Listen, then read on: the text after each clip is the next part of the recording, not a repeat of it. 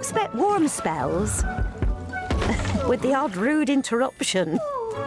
Box Boilers sponsors the weather on GB News.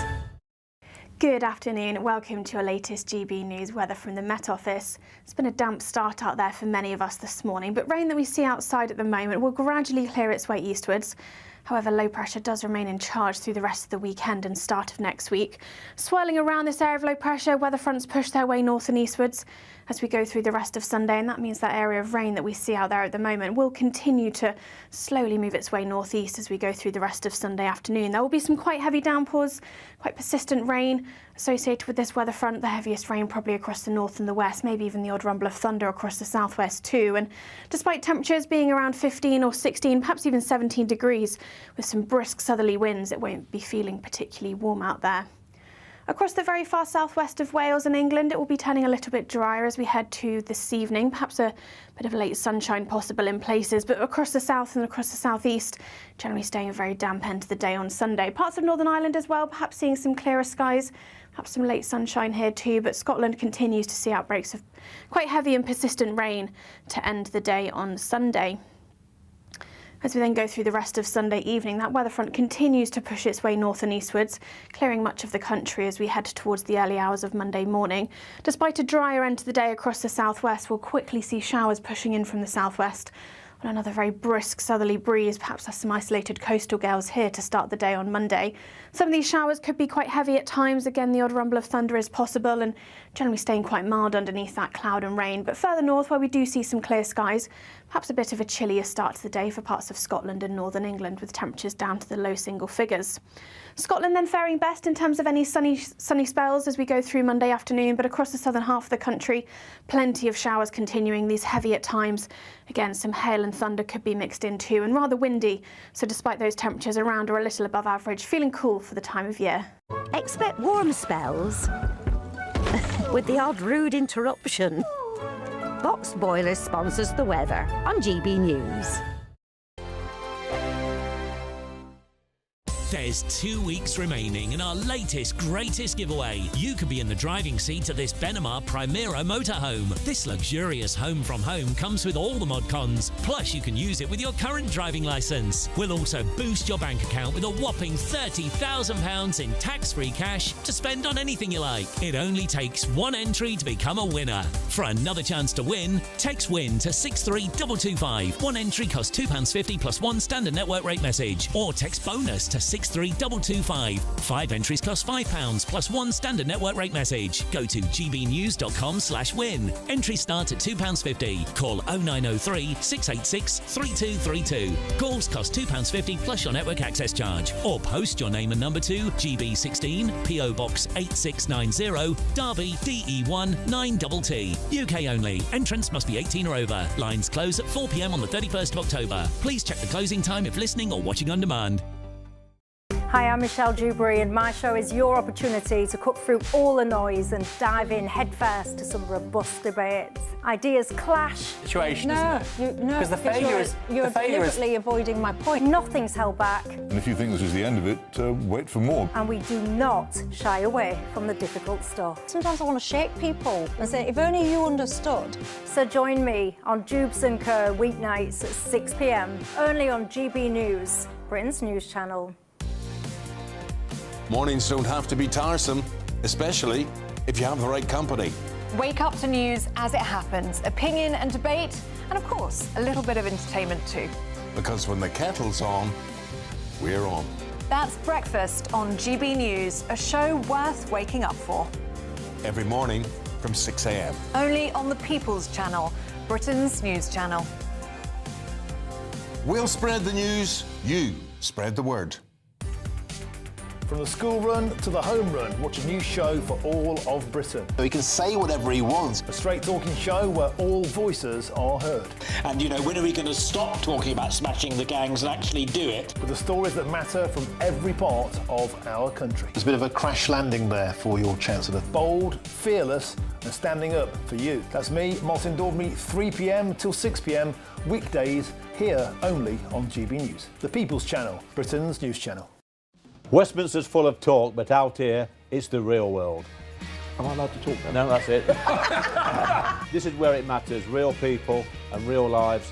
That's what politics is all about. In fact, has Trump made a good start? No. Straight answers, no spin, and just a couple of pints. How many fingers have I got up? About 10. So join me for Lee Anderson's Real World every Friday at 7 p.m. only on GB News. The People's Channel, Britain's news channel.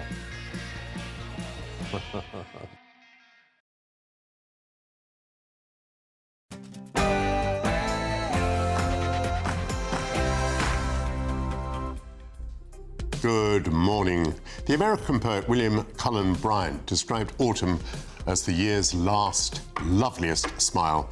I hope that you'll fall in with Sunday with Michael Portillo for 2 hours of arts, culture, current affairs and politics on this autumnal weekend. The Conservatives, Labour and Reform are all talking about Britain's relationship with the European Court of Human Rights. This is perhaps a proxy for being tougher on illegal immigration, but does any one of them offer to stop the boats? My panel will discuss.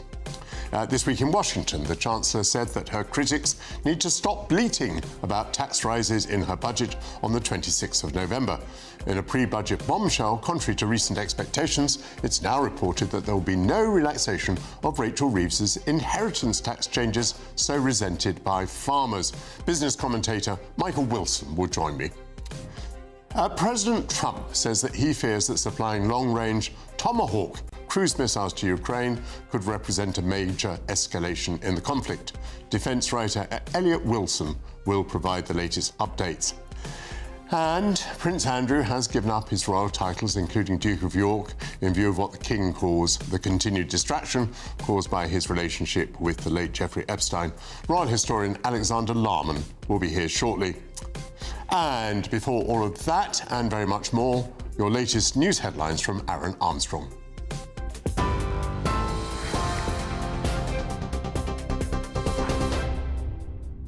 Thank you, Michael. Very good morning to you. Our top story, Israel has reportedly launched an attack in Gaza after accusing Hamas of violating the ceasefire. The Israeli military has accused Hamas of multiple attacks against its forces beyond the Yellow Line in the southern city of Rafah. Hamas is yet to comment. Earlier, the US said it had credible evidence Hamas was planning an imminent attack on civilians in Gaza that the US said would also violate the ceasefire deal. The militant group has rejected those suggestions. Meanwhile, Israel's confirmed one of the 2 sets of remains handed over to the Red Cross in Gaza last night are those of Ronan Engel. The identity of the second person is yet to be announced. Just 11 of 28 deceased hostages have so far been returned by Hamas. This also breaking, the world-famous Louvre Museum in Paris has been closed for the day after a robbery. France's culture minister, Rachida Dati, says it happened as the museum opened this morning. She gave no further details if anything had been stolen, who was involved, or how it occurred. Now, unconfirmed reports are claiming that 3 masked men broke into the Apollo Gallery, where what remains of France's crown jewels are kept. The Louvre also home to the Mona Lisa, of course, and the Venus de Milo. Further damaging reports about Prince Andrew have emerged after he gave up his royal titles on Friday. 2 newspapers are reporting in 2011, Andrew asked his police protection officer to obtain personal information for a smear campaign against his sexual assault accuser, Virginia Giuffre, just before the infamous photograph of them was published. Andrew denies all allegations. Meanwhile, reports claim Prince William will take a ruthless approach towards his uncle when he becomes king by banning him and his ex-wife Sarah Ferguson from all aspects of royal life, including William's future coronation. Now, the journalist Rob Crilly says Miss Giuffre's upcoming memoir details how Andrew insisted on a gagging order after reaching an out-of-court settlement to avoid spoiling the Queen's Jubilee. Writes, I agreed to a 1-year gag order which seemed important to the Prince because it ensured that his mother's Platinum Jubilee would not be tarnished any more than it already had been. Can you imagine if this case had proceeded and you got different members of the Duke of York's family, as he was then, he's been stripped of that title of course, trooping in to legal offices, each being asked these terrible questions? There would have been a succession, there would have been headline after headline after headline, all at the time we're supposed to be celebrating her extraordinary reign. Now, thousands of rallies have been held across the US to protest against Donald Trump's policies. Organisers of the No Kings demonstration say millions turned out in New York, Chicago, Washington and other cities to challenge what they're calling the president's crackdown on First Amendment rights. Republicans have described the rallies as anti-American. New details in the Chinese espionage case have emerged after one of its suspects was allegedly found with cash in his suitcase on his way back from China. Christopher Berry, on the right of your screen, was carrying £4,000, it's understood, when he was stopped by police at Heathrow under terrorism laws in 2023. The Times is reporting he was given the money by his Chinese intelligence handler, known only as Alex. The official definition of Islamophobia is to be reworded amid government concern about the impact it could have on free speech. The Telegraph is reporting Labour's planning to replace the term with anti-Muslim hate in an effort to help stem rising numbers of such crimes against Muslims. Critics say creating a new legal definition for Islamophobia could create backdoor blasphemy laws and curtail speech about Islamic extremism. The government has unveiled a new plan to train and recruit workers in the clean energy sector. Labour hopes to create up to 400,000 new jobs by 2030, having identified dozens of priority occupations that are in demand, like plumbers, electricians and welders. It says 5 technical colleges will be set up to train workers with clean energy skills. Meanwhile, North Sea oil and gas workers will be able to access support to help them transition into the sector, thanks to an £18 million boost in funding. Finally, the funeral of the beloved cricket umpire Dickie Bird will be held later in his hometown of Barnsley. Harold Dennis OBE died on the 22nd of September at the age of 92.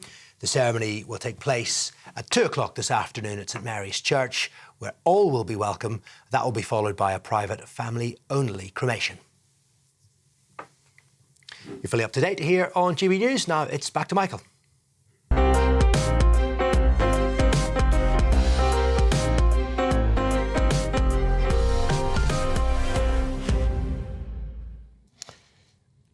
With the party conference season ended, what do the parties offer on the hot topic of illegal migration by people arriving in boats? Reform and Conservatives talk of leaving the European Court of Human Rights and Labour of reforming it.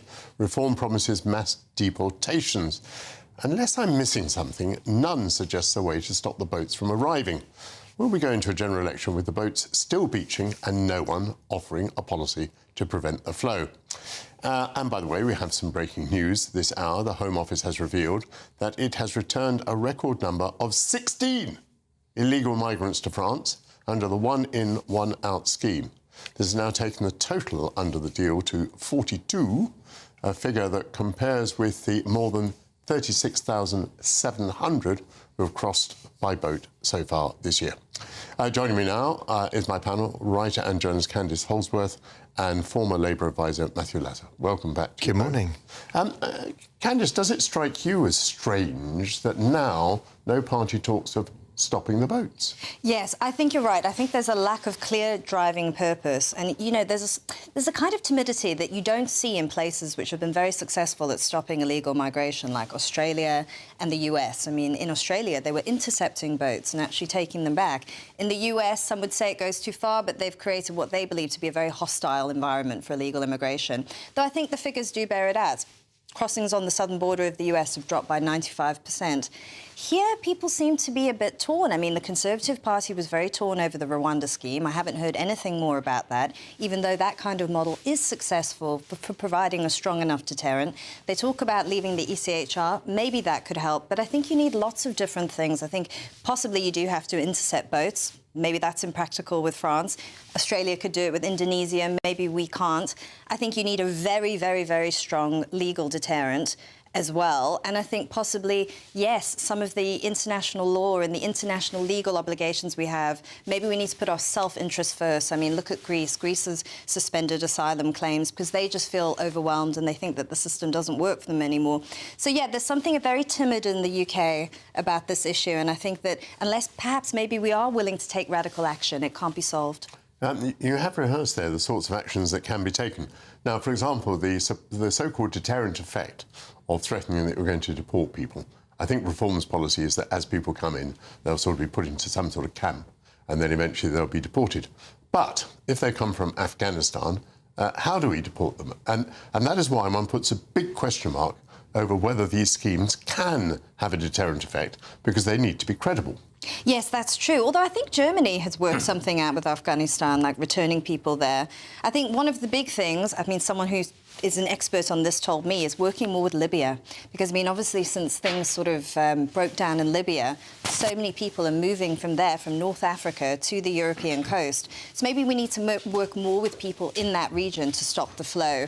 Yeah, it's a very, very difficult issue. Though if you look at the US and you look at Australia, when they had the strong legal deterrence, it does work because people do make rational decisions. They do think, what is the chance of me being able to claim asylum in this country? They're not going to undertake the journey. They're not going to pay the human trafficker if they think there's a big chance of failure. They won't. We know that. We know it's an incentives game. We know that. In the US, they've said that it is all an incentives game. And if you do that, if you manage the incentives correctly, you'll be able to stop it. The really effective disincentive, though, sticking with Candice, is for the boat not to arrive. In other words, to be stopped by, let's say, the Royal Navy. Yeah. That's the really effective deterrent. Yes, because, I mean, you know, Dominic Cummings, I know, has come out and said this. He's like quite a well-known person who suggested this. And many people have said that is what worked in Australia. That the Navy in Australia, although they did have their third country option where migrants would be deported, the Navy there was stopping the boats. So maybe you don't need to take one approach, which is just, you know, managing the incentives on the supply side, you know, what the migrants choose to do. But maybe you also do need that show of force, because I think the human traffickers, you know, they're just in it for the money. If it starts becoming too difficult for them and they're having to deal with the Navy all the time, they're probably going to stop doing it. They're not ideologically motivated, so that may work.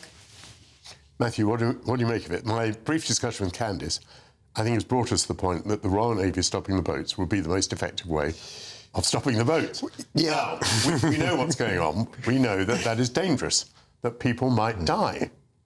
People might die anyway initially, although one might speculate that the flow of boats might stop fairly quickly if migrants took the view that, you know, it was mortally dangerous to come into conflict with the Royal Navy.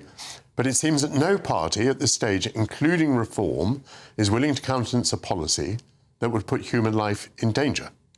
Well, I think what they are all hoping is that, I mean, Reform's idea is to deal with the horse once it's bolted, i.e. to deal with people once they've arrived on our shores. I mean, I would say that the government, I mean, you know, obviously the figures of a handful, you know, under 100 people having gone back to France under the one-in, one-out deal. But the government's belief is that the problem has to be tackled in Europe, because the big difference with the Australian and the US example is that people, I mean, especially the Australian example, is that people, when they come here on a small boat, are coming from a safe, democratic, relatively economically successful country, and they're having passed through several of those on their way here. So the idea that the government has is that you basically have to work with the European partners to stop people ever coming on the boats. Because I think, as you say, the idea that rounding people up in the streets once they've either who escape and manage to get in without anybody noticing, or by greeting them on the shores of the south coast and taking them to an internment camp and then sending them back to Afghanistan, which is the Reform plan,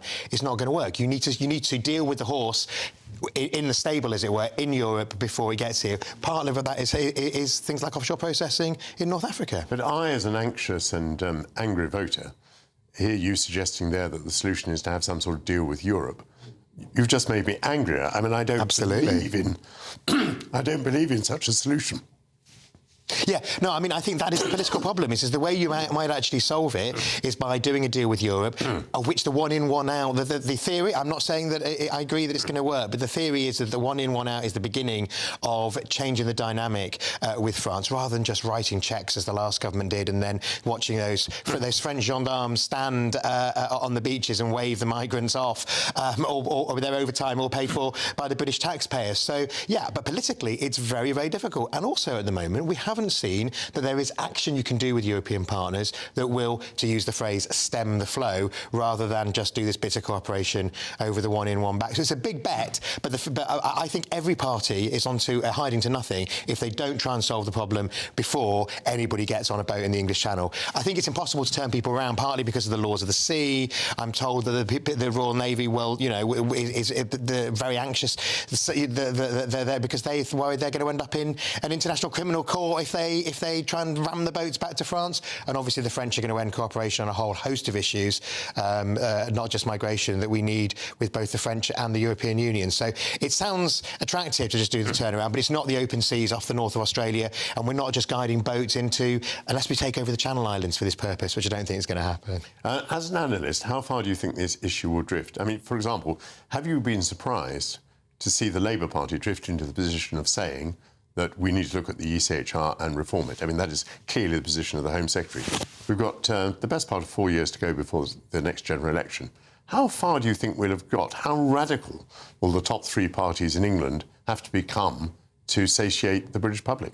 Well, I hope the Labour Party will be radical but realistic, because at the moment I think the radical proposals for reform, which is this kind of rounding up people when they're back in Britain, is actually a just like that fake solution. But I think I think I've said to you before, Michael, that Keir Starmer has to decide whether he wants to have his premiership die on the rock of the ECHR, or the government wants to have a solution. I personally, if I was in Downing Street, would be looking at how you can derogate, to use that word, parts of the ECHR. You can declare a national emergency. I would be putting an ex-military person in charge and looking at all solutions to stopping the boats. Certainly, unless the government is seen to get a grip, it won't get re-elected. And to seem to get a grip, it's got to do more than sending, under 100 people back under this current deal. Candice, do you think reform is in any political peril here? Because, as I pointed out, it doesn't have a solution for the boats. I bet many voters at the moment think they do have a solution for the boats, that they've promised to turn them back or something. They haven't. Do you think, as we get nearer to a general election, and we really look carefully at parties' policies, reform could be set back by this? I'm not sure. I mean, from what people I speak to, I'm speaking on just a very anecdotal basis. People seem to think that reform are the only people who will solve the issue. Mm-hmm. They think that they're radical, they're insurgent, they'll do things that no one else will do. Mm-hmm. They're the only ones talking about mass deportations. I mean, Trump has sort of really shifted the Overton window in the US about that. No one was talking about mass deportations even 5 years ago, but now they are. And reform is doing the same, and people have seen the success that Trump has had in the US, and they're hoping that we can have it here. So I think reform's I think the advantage reform has is that the other two parties are seen as just failing, and that nothing they did worked. So people are willing to take a risk with reform to see if they will do it. Yeah, I would share that point of view at the moment. Thank you very much indeed, panel. Candice Holsworth and Matthew Lazar. They'll rejoin me at noon to discuss the revelation in a poll that public sector workers are well to the left of the general public. Does that sap confidence in the state, or does it not matter as long as they do their duty conscientiously? Now, time is ticking on your chance to win the biggest prize of the year in our current Great British Giveaway, as there's just 2 weeks left to get your entry in. Here are all the details you need to have a chance yourself. There's 2 weeks remaining in our latest, greatest giveaway, and a prize worth over £104,000 really could be yours. You could be in the driving seat of this Benamar Primera motorhome. This luxurious home from home comes with all the mod cons, comfortably sleeps your family of 4, and comes fully kitted out with bicycle rack and side awning. Plus, you can use it with your current driving licence. We'll also boost your bank account with a whopping £30,000 in tax-free cash to spend on anything you like. It only takes one entry to become a winner, and that winner really could be you. For another chance to win, text WIN to 63225. One entry costs £2.50 plus one standard network rate message, or text BONUS to 63225. 5 entries cost £5 plus one standard network rate message. Go to gbnews.com/win. Entries start at £2.50. Call 0903 686 3232. Calls cost £2.50 plus your network access charge, or post your name and number to GB16 PO Box 8690, Derby, DE1 9TT. UK only. Entrants must be 18 or over. Lines close at 4 p.m. on the 31st of October. The winner will be contacted live on GB News, week commencing 10th of November. Please check the closing time if listening or watching on demand. Good luck. Coming up, the Chancellor of the Exchequer said this week that her critics need to stop bleating about tax rises in the budget, which is coming on the 26th of November. What lies in store for us? That's what we'll be discussing next. This is Sunday with Michael Portillo, only on GB News.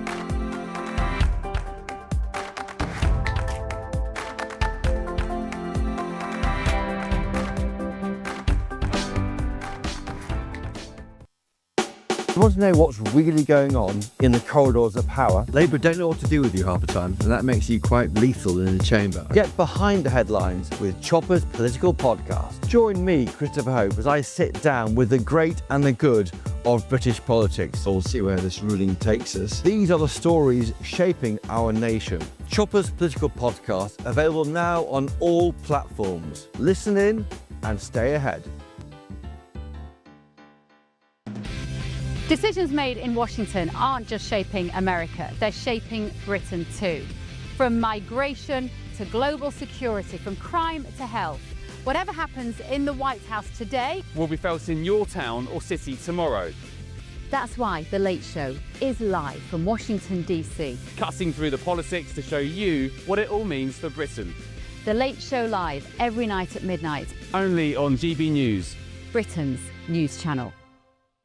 Exciting news. Every Friday, my Patrick Christie's Tonight Show is going to have a twist to it. We're welcoming some special guests. You. That's right, on Fridays I'm going to be doing my show in front of a live studio audience because this show is about you and what you have to say. It's going to be the same big debates, same big topics, same big opinions, but every Friday night at 9 p.m. you are invited to come on down to Patrick Christie's Tonight to be a part of the action. Only on GB News, the People's Channel, Britain's news channel.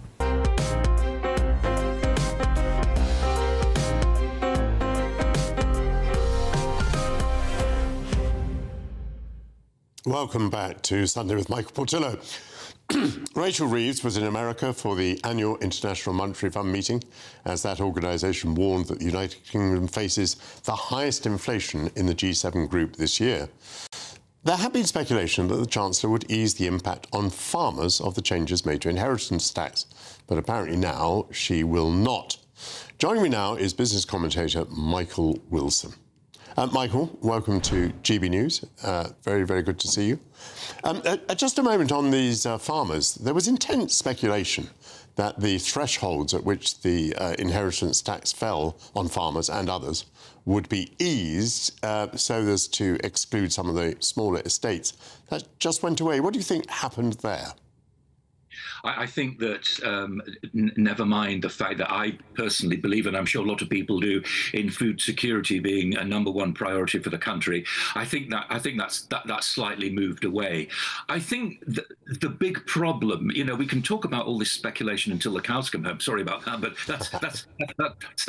that's the way it is. The economy of the UK on the world stage always has been fairly tiny. It's even tinier now. It's been in a doom loop for a long time. It doesn't matter what your politics are. That's the way it is. COVID was very, very expensive. The expected growth did not happen in the economy, and thus we are where we are. Now, this particular government has felt itself unable to cut down on public spending. Public spending productivity is exactly the same as it was in 1997. That means £1 in, £1 out. That's not productivity. That's merely just getting something back. How on earth you measure it, how you improve it, would take a very, very brave politician to seize the nettle of public sector productivity, beginning with the National Health Service. But we are where we are. Now, if you think that we can tax ourselves to prosperity, well, think again. It's all about the majority of people who work in this country. The majority of them work for small businesses. If you make the small businesses look within a grasp of prosperity, then I think the UK can drag itself up. But at the moment, it's very, very tough indeed. So undoubtedly, we face further rises in taxation. Michael, it's more or less taken for granted that the Chancellor will extend the non-alignment of the higher rates of taxation. So people will be dragged in year by year as inflation takes effect. This is called fiscal drag. Now, interestingly, Tony Blair, who used to be a Labour Prime Minister, made an intervention. He wants fewer people, I think, to be in the 40% tax bracket. It struck me that this was a reminder to Labour that although while you're in power you can put up taxes as much as you want, there's nothing to stop you, it's not necessarily either an economically sensible or indeed a politically sensible thing to do. I don't think it's economically sensible not to allow people to have aspirations for prosperity. And I don't mean wealth, I just mean prosperity. In other words, look after themselves, put a roof over their heads, look after the kids, look after the family and so on. That, I think, is about as far as prosperity goes. Not wealth, just prosperity. I don't see this government doing anything like that at all. In fact, I don't think the Tories did either, because they increased public spending as well, quite dramatically, didn't they, before Labour ever came in. So we've been in that position for a very, very long time. I feel until you create an environment where people think, if I work, I get paid fairly for it, and I get more than I would by just going on benefits, then that would be a good start. I see no indication of that happening at all. Maybe under the pressure of where she was in Washington at the IMF, the Chancellor spoke of her ambition still to reform welfare, saying that was something that had to be done by the time of the next general election. She went on to say that if she could save money on welfare, she could put more money into the National Health Service. That made my heart sink. The idea to put yet more into the National Health Service, unreformed as it is. Do you think she has any hope at all of reforming welfare before the next general election? Depends on the backbenchers and whether they will allow her to do that. They didn't, did they? And in fact, the government had to do a U-turn on that, which we saw quite clearly. So if her backbenchers will allow that, then she will do that. But I can't see why on earth would they have changed their mind? A lot of them seem to feel as though the magic money tree is still there. It's not. And unfortunately, I'll tell you where I think the axe will fall. I think it will certainly fall on pensioners, and it will certainly fall on the triple lock. I think that's one way forward. Second, properties, maybe. If we want to talk about a wealth tax, then we can. But what is wealth? To me, the wealth, yeah, sure, get all the stuff about the broadest shoulders should bear the brunt of the problems that the country faces. But these people will simply move abroad. That's what they do. On that point of the triple lock, which means that pensions are bound to go up by prices or by wages or by, 2%, whichever is the largest of those, the triple lock. Do you think breaking the triple lock might actually be rather a sensible economic policy? It would be a sensible policy. It's a question of, but that sensible is not necessarily politics, is it? And I mean, it would be difficult. You would alienate a large part of the population of the UK, the older people. Now, if that weighs up and that keeps the government in, then that's what they'll do. It's far too expensive. The problem is the basic problem with everything around, and most of the developed countries, including those at this G7 conference over the weekend, will no doubt agree with it, is demographics. There are too many old people around, unfortunately, who don't necessarily work, and therefore you've got too many old people around. They're not being taxed. That's a problem. I say that as one of them myself. Too many old people who don't work, although a lot of them do. Too many young people who don't work. Don't you think, Michael? That is a tragedy, and I feel as though there are probably more than one generation of people who've never actually been to work. Now, politicians, and you will know this, Michael, for years have tried to tackle youth unemployment and also the big rump of long-term unemployed. I've seen over the years loads of schemes which have pretended that they might be able to do that. They haven't succeeded. How on earth you get people back to work, how you train them for new jobs, and we hear all the time, don't we, about AI and so on. I don't think many people understand that, but there is a possibility to train people properly to see how it will work. That again is another challenge. So back down to education again, unfortunately. Well, thank you very much indeed, Michael Wilson. Thanks for joining me on GB News. Now, there's another brief bit of breaking news. A robbery has taken place at the Louvre Museum in Paris in the early hours of this morning, and that's been confirmed by the French Culture Minister.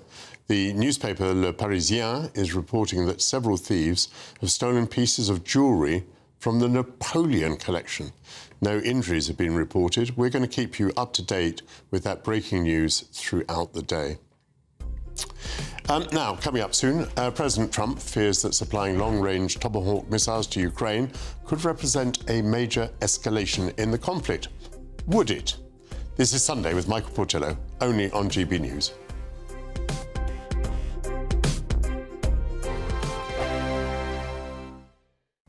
Good afternoon. Welcome to your latest GB News weather from the Met Office. It's been a damp start out there for many of us this morning, but rain that we see outside at the moment will gradually clear its way eastwards. However, low pressure does remain in charge through the rest of the weekend and start of next week. Swirling around this area of low pressure, weather fronts push their way north and eastwards as we go through the rest of Sunday, and that means that area of rain that we see out there at the moment will continue to slowly move its way northeast as we go through the rest of Sunday afternoon. There will be some quite heavy downpours, quite persistent rain associated with this weather front, the heaviest rain probably across the north and the west, maybe even the odd rumble of thunder across the southwest too. And despite temperatures being around 15 or 16, perhaps even 17 degrees, with some brisk southerly winds, it won't be feeling particularly warm out there. Across the very far southwest of Wales and England, it will be turning a little bit drier as we head to this evening. Perhaps a bit of late sunshine possible in places, but across the south and across the southeast, generally staying a very damp end to the day on Sunday. Parts of Northern Ireland as well, perhaps seeing some clearer skies, perhaps some late sunshine here too, but Scotland continues to see outbreaks of quite heavy and persistent rain to end the day on Sunday. As we then go through the rest of Sunday evening, that weather front continues to push its way north and eastwards, clearing much of the country as we head towards the early hours of Monday morning. Despite a drier end to the day across the southwest, we'll quickly see showers pushing in from the southwest. On another very brisk southerly breeze, perhaps there's some isolated coastal gales here to start the day on Monday. Some of these showers could be quite heavy at times. Again, the odd rumble of thunder is possible and generally staying quite mild underneath that cloud and rain. But further north, where we do see some clear skies, perhaps a bit of a chillier start to the day for parts of Scotland and northern England, with temperatures down to the low single figures. Scotland then faring best in terms of any sunny spells as we go through Monday afternoon, but across the southern half of the country, plenty of showers continuing, these heavy at times. Again, some hail and thunder could be mixed in too, and rather windy. So despite those temperatures around or a little above average, feeling cool for the time of year. At GB News, we love to hear from you, our loyal community. So drop us a line at gbnews.com/yoursay. There you can talk to each other and also to the presenters live on air. gbnews.com/yoursay, because GB News is your channel, Britain's news channel. Join me, Nana Akweer, for an informative, interactive news programme with a difference. It's fun. No, he didn't say that, Dave. I'm so surprised. I think there's an element of truth to that. Join me from 3 p.m. every weekend, only on GB News, Britain's news channel. Britain deserves a newsroom that puts the facts and your voice first. Well, and that's what you get on GB News. Lively debates, lively conversation. And we're not afraid to hold power to account. And each other. So join me, Andrew Pierce. And me, Miriam Gates, for Britain's Newsroom, weekdays from 9:30 on GB News.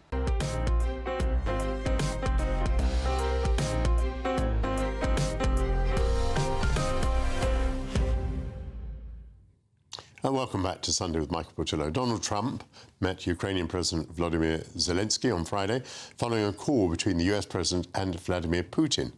Zelensky did not receive a promise of Tomahawk long-range cruise missiles. Trump said that the United States needs them for its own defences. Joining me now is contributing editor of Defence on the Brink, Elliot Wilson. Very good to see you, Elliot. You too. Big disappointment to Zelensky. What do you think lies behind Trump's decision not to supply? It looked a couple of days ago as though that was the way it was going. I think the difficulty with President Trump is that he says things and lets them roll in the media, and he clearly picked up this idea of contributing Tomahawk cruise missiles. That became a news story. Then he speaks to President Putin. They have a great chat. He thinks he's friends with Putin. Suddenly it all swings the other way, and that's off the table. I think that kind of unpredictability is characteristic of the way Trump does politics, so we shouldn't really be surprised. But I think he's now in a sort of vaguely pro-Russian phase. That could change in a couple of days or weeks, who knows? Yeah. It appears that Putin and Trump are going to meet in Hungary, probably, I think, without Zelensky. Why do you think Putin is willing to meet him? Is he stringing him along again, or do you think the Tomahawk thing has applied some leverage? There may be a degree of leverage, but I think largely this is a way of Putin sort of kicking the can down the road. He saw what happened in Alaska. He went to Alaska. He had literally a red carpet rolled out for him, despite being, wanted by the International Criminal Court and being an international pariah.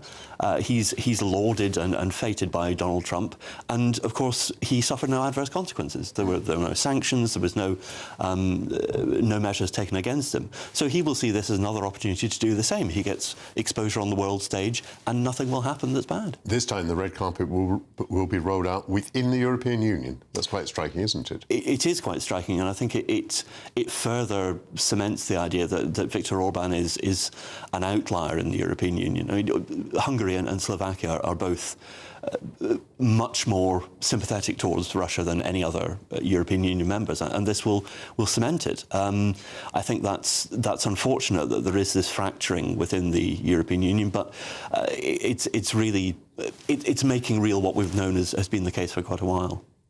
I had the privilege of ordering Tomahawks for the Royal Navy when I was Defence Secretary. Describe their capabilities. Essentially, I mean, these are very long-range missiles which, the striking range is something like 1,000 miles, which is a lot more than the sort of weapons that America has been supplying to Ukraine so far, and equally the Storm Shadows that we've been supplying. Those are 150, 200, 300 miles. This would have extended Ukraine's reach a long way. It would have given the Ukrainians effectively the ability to hit Moscow if they'd so chosen. They're very effective weapons. They can carry a variety of payloads, warheads, and they fly very low. They're difficult to intercept. So it would have changed the Ukrainians' ability to hit at Russian targets within Russia quite considerably. Whether it would have been a game changer, I'm less sure, because I think the Ukrainians are already doing a lot of striking against particularly energy targets and other bits of infrastructure. But it would have been symbolic as well, because it would have pushed Russia back onto the defensive to an extent. Highly symbolic, and one of the things the Ukrainians want to do, presumably, is to bring the war home to ordinary Russians. I mean, one of the reasons for hitting the refineries, quite apart from reducing the military capability, is to make life difficult for Russians. If they have to queue for their petrol supplies, they're aware that they're in a war. If every now and again a building is blowing up in Moscow thanks to a Tomahawk cruise missile, they're aware of the consequences of the war that they've engaged in. Yes, I mean, it's difficult for Ukraine because they have pursued a very clear policy of trying to minimise civilian casualties in Russia, whereas, of course, Russia has pursued a policy of maximising civilian casualties within Ukraine. But certainly there has been an attempt to make ordinary Russian civilians realise that there are consequences to this war. There are shortages in Russia. There are economic problems. There are beginning to be shortages of fuel, although sanctions have been very slow to take effect.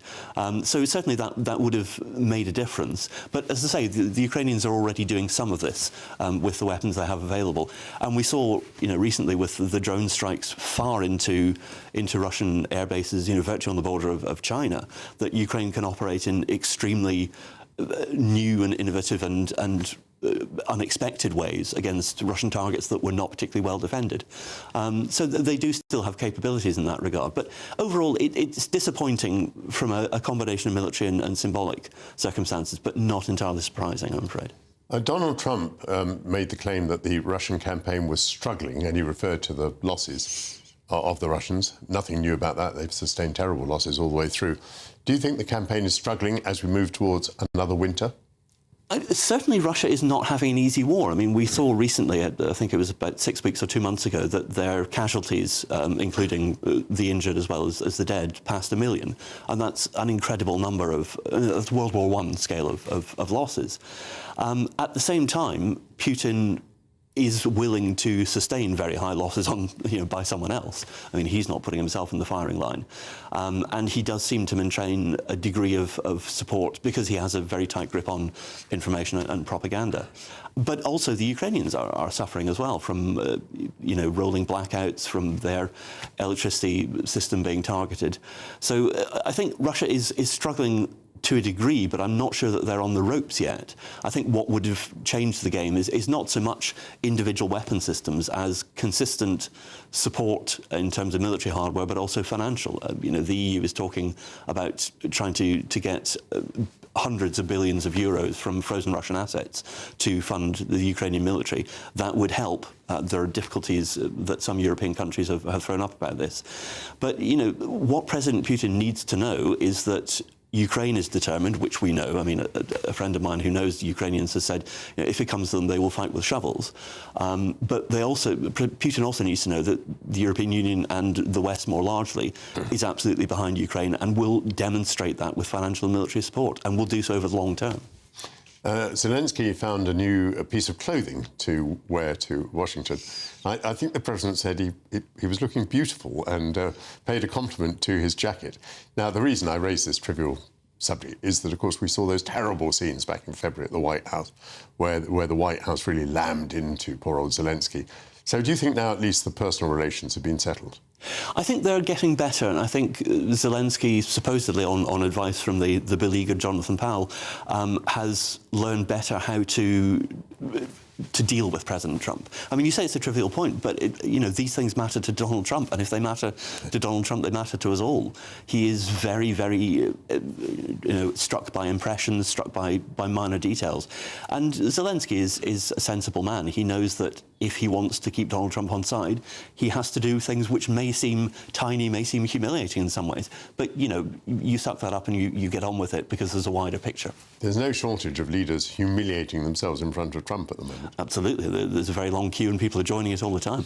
And Donald Trump was complaining about a planted question, as though that question about the man's lack of wearing a suit hadn't been planted by Donald Trump. Thank you very much indeed, Elliot Wilson. Thank you.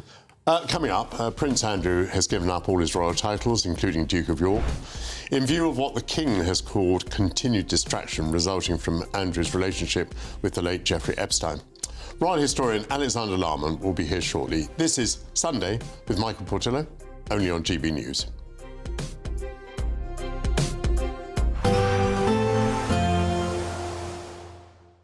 You're looking happy. Well, the forecast looks good. So you've sorted the travel insurance then? All Clear Travel Insurance sponsors GB News Travel Destinations Forecast. Hello, well, an unsettled picture across the central Mediterranean with heavy showers and thunderstorms and some stronger winds, but some sunshine elsewhere, especially for the Canary Islands, parts of Madeira and Spain and Portugal, with a few showers here, longer spells of rain then across parts of the central Mediterranean. Some of the rain is going to be heavy, causing some localised flooding with flashes of lightning as well and some strong winds, but there will be plenty of sunshine in between as well. We still hold on to a few showers though. All Clear Travel Insurance sponsors GB News Travel Destinations Forecast. I'm Michelle Dewberry, this is Jubes & Co with you. Hello everyone, Patrick Christie is here. GB News, Britain's news channel. Access the stories that matter to you. Take the GB News family with you on any device. And as long as you have an internet connection, tune in to GB News anywhere on the planet or beyond. GB News, the People's Channel, Britain's news channel. Britain was once the envy of the world, but look around. A nation that no longer knows what it is or where it's going. A country that's broken.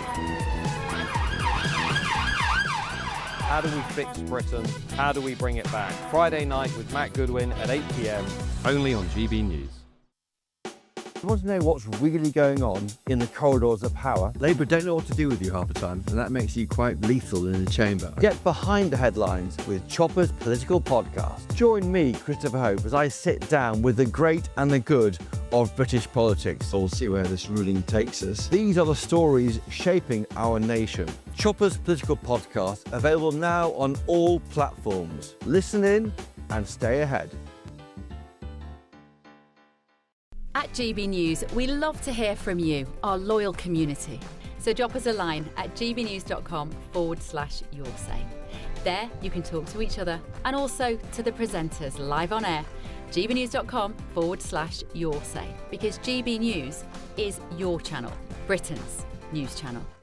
Hi, I'm Michelle Dewberry, and my show is your opportunity to cut through all the noise and dive in headfirst to some robust debates. Ideas clash. Situation, No, isn't it? no, Because the failure is you're deliberately avoiding my point. Nothing's held back, And if you think this is the end of it, wait for more. and we do not shy away from the difficult stuff. Sometimes I want to shake people and say, if only you understood. So join me on Jubes & Co. weeknights at 6 p.m, only on GB News, Britain's news channel. Join me, Nana Akweer, for an informative, interactive news programme with a difference. It's fun. No, you didn't say that, Dave. I'm so surprised. I think there's an element of truth to that. Join me from 3 p.m. every weekend, only on GB News, Britain's news channel. Mornings don't have to be tiresome, especially if you have the right company. Wake up to news as it happens, opinion and debate, and of course, a little bit of entertainment too. Because when the kettle's on, we're on. That's Breakfast on GB News, a show worth waking up for. Every morning from 6 a.m. Only on the People's Channel, Britain's news channel. We'll spread the news, you spread the word.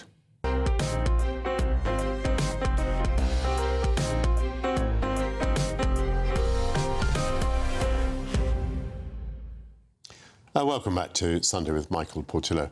In a statement released on Friday, Prince Andrew said that while he vigorously denies all accusations against him, both he and his wider family recognise that such allegations were taking the focus away from the royals' work. He'll no longer be known as the Duke of York, nor use the title of Garter Knight. Overnight, fresh reports suggest that Prince Andrew asked his personal protection officer from the Metropolitan Police to investigate Virginia Giuffre with a view to smearing her.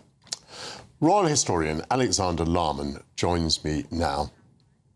Alexander, welcome to GB News. You are a journalist, and the Prince is a gift that just keeps giving. You scarcely have to think about your weekly column, do you? There's just so much for you to write about. Well, Michael, I've written 4 separate articles about the Prince since Friday night, which I think shows you the fact that this is a story which just, as you say, keeps on giving, and it shows absolutely no signs of ending, because obviously what we don't know at the moment is, I'm fairly sure that there's something over and above the Virginia Giuffre memoir, which has been published on Tuesday, that the royal family are either aware of, or at the very least Prince Andrew has not been able to assure them that there are not more Epstein emails about to come out. So this has been, I think, a move not so much taken out of principle, but out of realpolitik. The fact that there clearly had to be something done, and something done relatively quickly. Except what a lot of people, including a lot of your viewers, might well be thinking is, why didn't this happen in 2019? After the Newsnight interview, which absolutely blew Andrew's reputation out of the water, when he was not so quietly encouraged to retire from public life, that would surely have been the time for him to hand back his dukedom and hand back the Order of the Garter. Now, the only question that we're all asking is, can he remain a prince, or is that going to have to be taken from him by Act of Parliament? Can you explain the flow of emails? Where do these emails sit? I mean, I know they sit in some way in the ether, but who's controlling the release of these damaging emails? Well, it's a bit uncertain at the moment, isn't it? Because one thing that we know is that Donald Trump, when he came back to power, pledged full transparency about the Jeffrey Epstein emails. And then it became very clear that some of these emails might be enormously embarrassing for him personally. So there has not been this WikiLeaks-esque revelation that they seem to be dripping out in very small quantities. And every single time they appear, they cause maximum damage to the people involved. I mean, if you'll recall, Peter Mandelson was defenestrated not very long ago over Jeffrey Epstein, who, even though he's been dead for years now, really is the gift that keeps on giving in terms of traducing reputations. So what is not known, and Andrew almost certainly doesn't know this as well, is precisely what could come out. But that very devastating email the other day, when he wrote long after he was supposed to have given up contact with Epstein, saying essentially, let's keep stum and we'll play some more soon, which are devastating lines. There's got to be more like that, because clearly the two of them were in touch for a long time. Clearly there was no attempt to sever contact. And I mean, what's interesting is the Duke of York, the former Duke of York, the Bandle Duke of York, continues to say that he was completely guiltless of all this stuff and that it's all tittle-tattle and innuendo, but to avoid making a fuss, he's going to stand down. And I think at this point it's fair to say that nobody in this country believes him. I've not seen a single person come forward to defend him. I've not seen a single person try and make any kind of case that he's been set up, because at this point the sheer weight of evidence is absolutely overwhelming.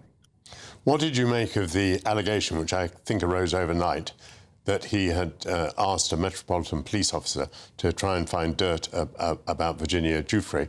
And interestingly, that was before the photograph was published. And that's interesting because, of course, Prince Andrew said that, I think he said that he didn't remember Virginia Giuffre, but apparently he was asking for her to be discredited before that photograph was published. These are the allegations made overnight.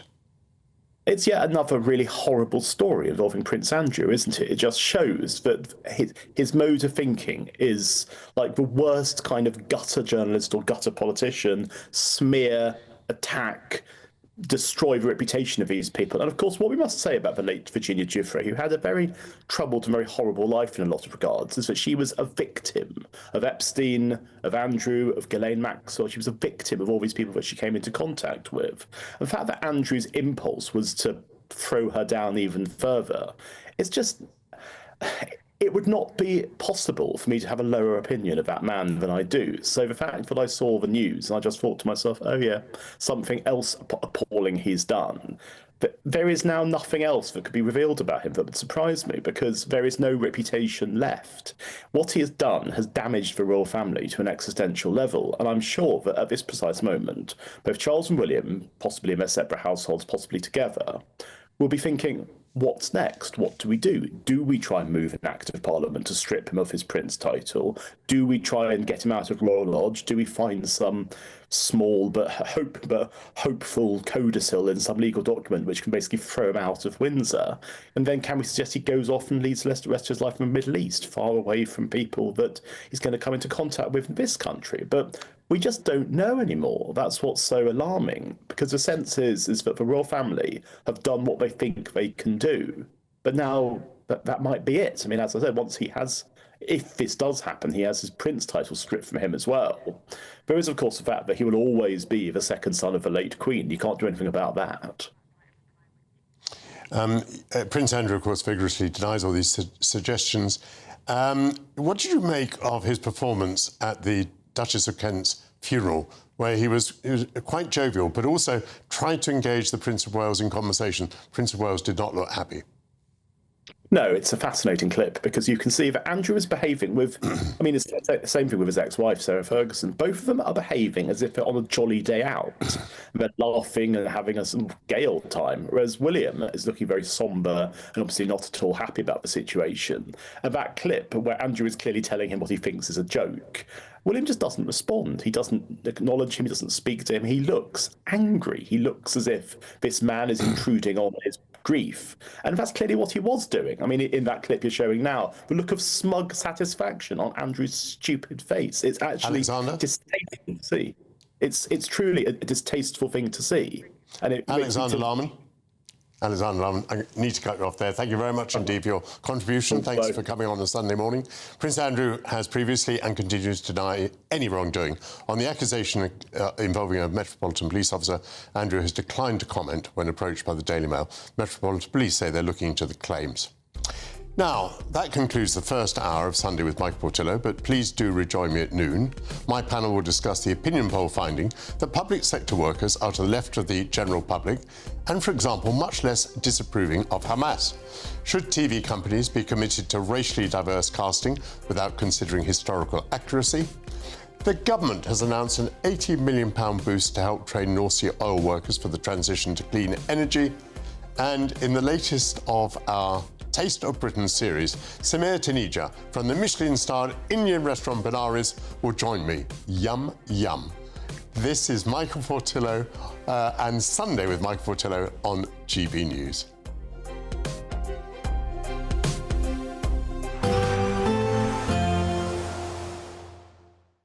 Expect warm spells with the odd rude interruption. Box Boilers sponsors the weather on GB News. Good afternoon, welcome to your latest GB News weather from the Met Office. It's been a damp start out there for many of us this morning, but rain that we see outside at the moment will gradually clear its way eastwards. However, low pressure does remain in charge through the rest of the weekend and start of next week.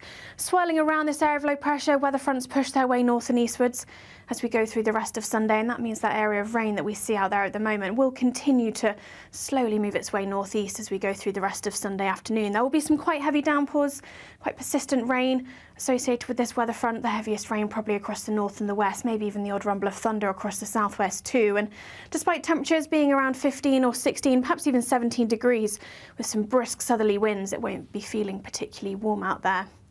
Across the very far southwest of Wales and England, it will be turning a little bit drier as we head to this evening. Perhaps a bit of late sunshine possible in places, but across the south and across the southeast, generally staying a very damp end to the day on Sunday. Parts of Northern Ireland as well, perhaps seeing some clearer skies, perhaps some late sunshine here too, but Scotland continues to see outbreaks of quite heavy and persistent rain to end the day on Sunday.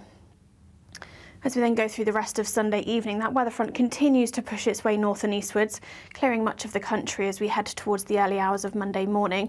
Despite a drier end to the day across the southwest, we'll quickly see showers pushing in from the southwest. On another very brisk southerly breeze, perhaps some isolated coastal gales here to start the day on Monday. Some of these showers could be quite heavy at times. Again, the odd rumble of thunder is possible and generally staying quite mild underneath that cloud and rain. But further north, where we do see some clear skies, perhaps a bit of a chillier start to the day for parts of Scotland and northern England, with temperatures down to the low single figures. Scotland then faring best in terms of any sunny spells as we go through Monday afternoon, but across the southern half of the country, plenty of showers continuing, these heavy at times. Again, some hail and thunder could be mixed in too, and rather windy. So despite those temperatures around or a little above average, feeling cool for the time of year. Expect warm spells with the odd rude interruption. Box Boilers sponsors the weather on GB News.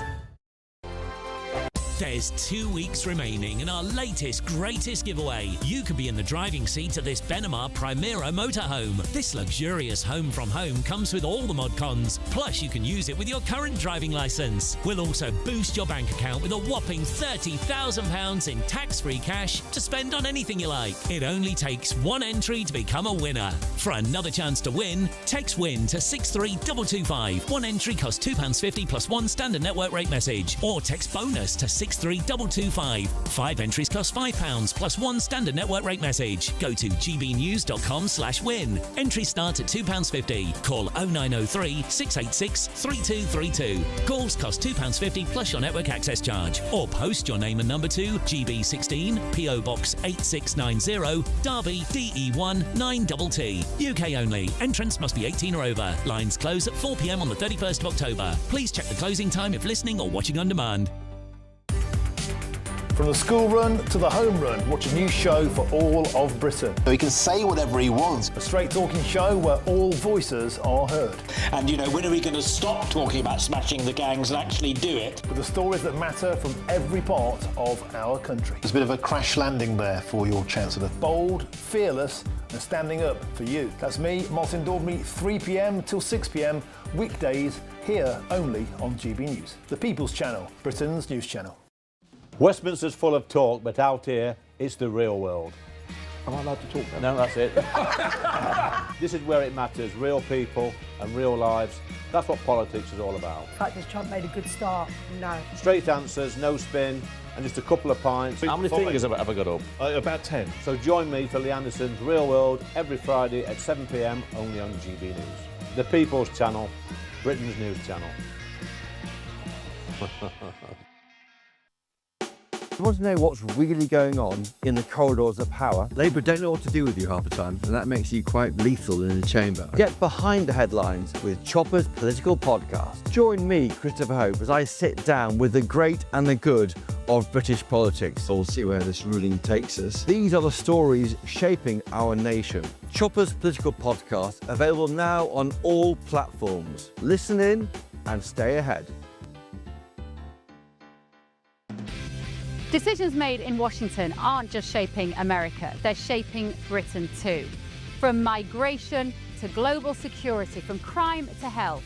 Whatever happens in the White House today will be felt in your town or city tomorrow. That's why The Late Show is live from Washington, D.C. Cutting through the politics to show you what it all means for Britain.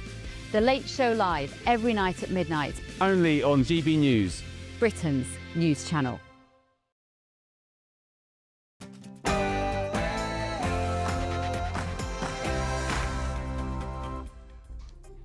May I be amongst the first to wish you a good afternoon. Virginia Woolf described how autumn leaves fall like golden flakes. Public sector workers are well to the left of the public. Does that undermine trust in the state, or can we rely on them to put their political opinions aside as they do their public duty? My panel will have views. Ooh, very fancy. A new TV series set in the 18th century has sparked debate after it was announced that a racially diverse cast will play Wolfgang Amadeus Mozart and his rivals. Should TV producers be committed to racially diverse casting, which may appear anachronistic in an historical context? Kunle Ulolode will offer his view. The government has announced an £18 million boost to help train North Sea oil workers for the transition to clean energy. Tony Maguire is at Grangemouth today.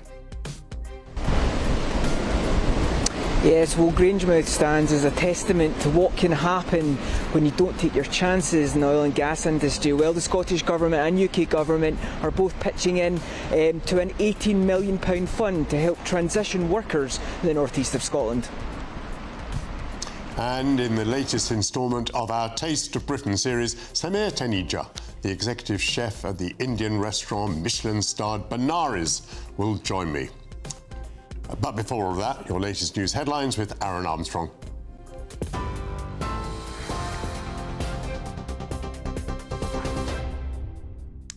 Thanks, Michael. Good afternoon to you. 1 minute past 12 here in the GB newsroom. The Met Police says it's looking into a claim that Prince Andrew asked a close protection officer to gather damaging information about his sexual assault accuser, Virginia Giuffre. Two newspapers are reporting Andrew asked his bodyguard to dig up dirt for a smear campaign shortly before a notorious photograph of the pair with Ghislaine Maxwell was published in 2011. He denies all allegations. Andrew gave up his remaining royal titles and honours on Friday over his association with the late sex offender Jeffrey Epstein. Meanwhile, reports claim Prince William will take a ruthless approach towards Andrew when he's king, banning him and his ex-wife from all aspects of royal life, including William's future coronation. Journalist Rob Crilly says Andrew's disastrous Newsnight interview gave Ms Giuffre ammunition for her legal proceedings. Let's go back to November 2019. You remember that's the date of Prince Andrew's disastrous Newsnight interview with Emily Maitlis. He appears not to regret his friendship with Epstein, and he comes across as rather cold and arrogant, right? But listen to this. This is Virginia Giuffre's own words. As devastating as this interview was for Prince Andrew, for my legal team, it was like an injection of jet fuel. Its contents would not only help us build an ironclad case against the Prince, but also open the door to potentially subpoenaing his ex-wife, Sarah Ferguson, and their daughters, Princess Beatrice and Eugenie.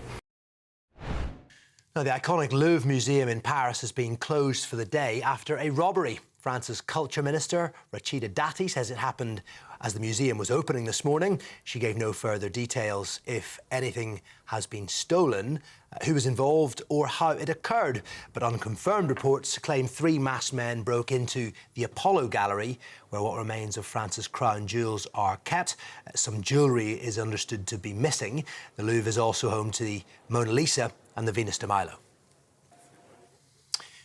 Hamas and Israel have both reportedly carried out attacks in Gaza, putting the fragile ceasefire in doubt.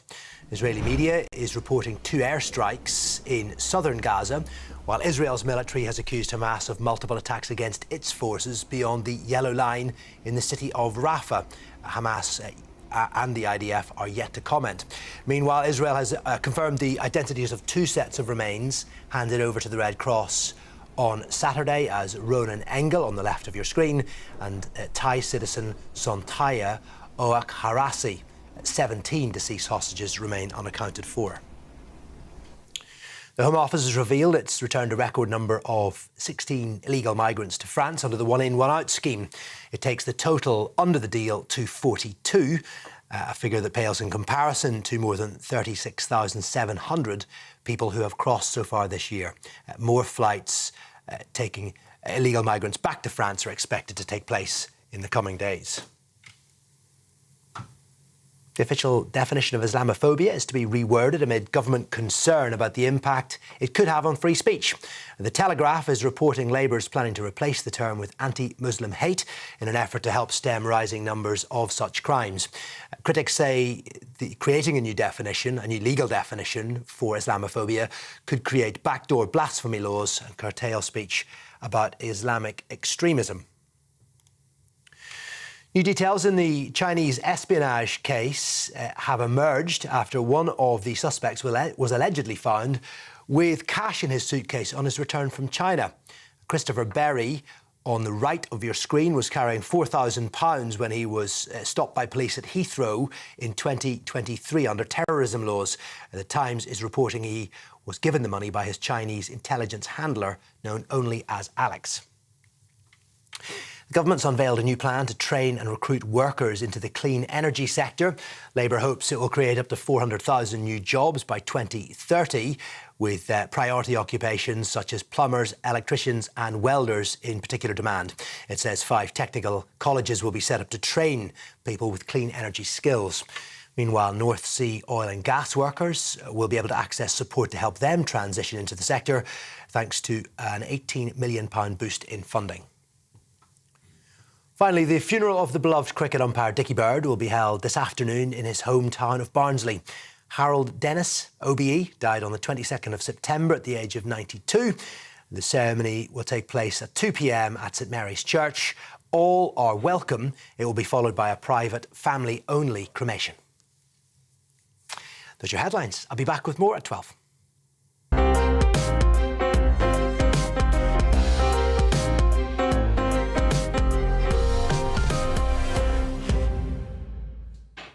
Thank you very much, Aaron Armstrong.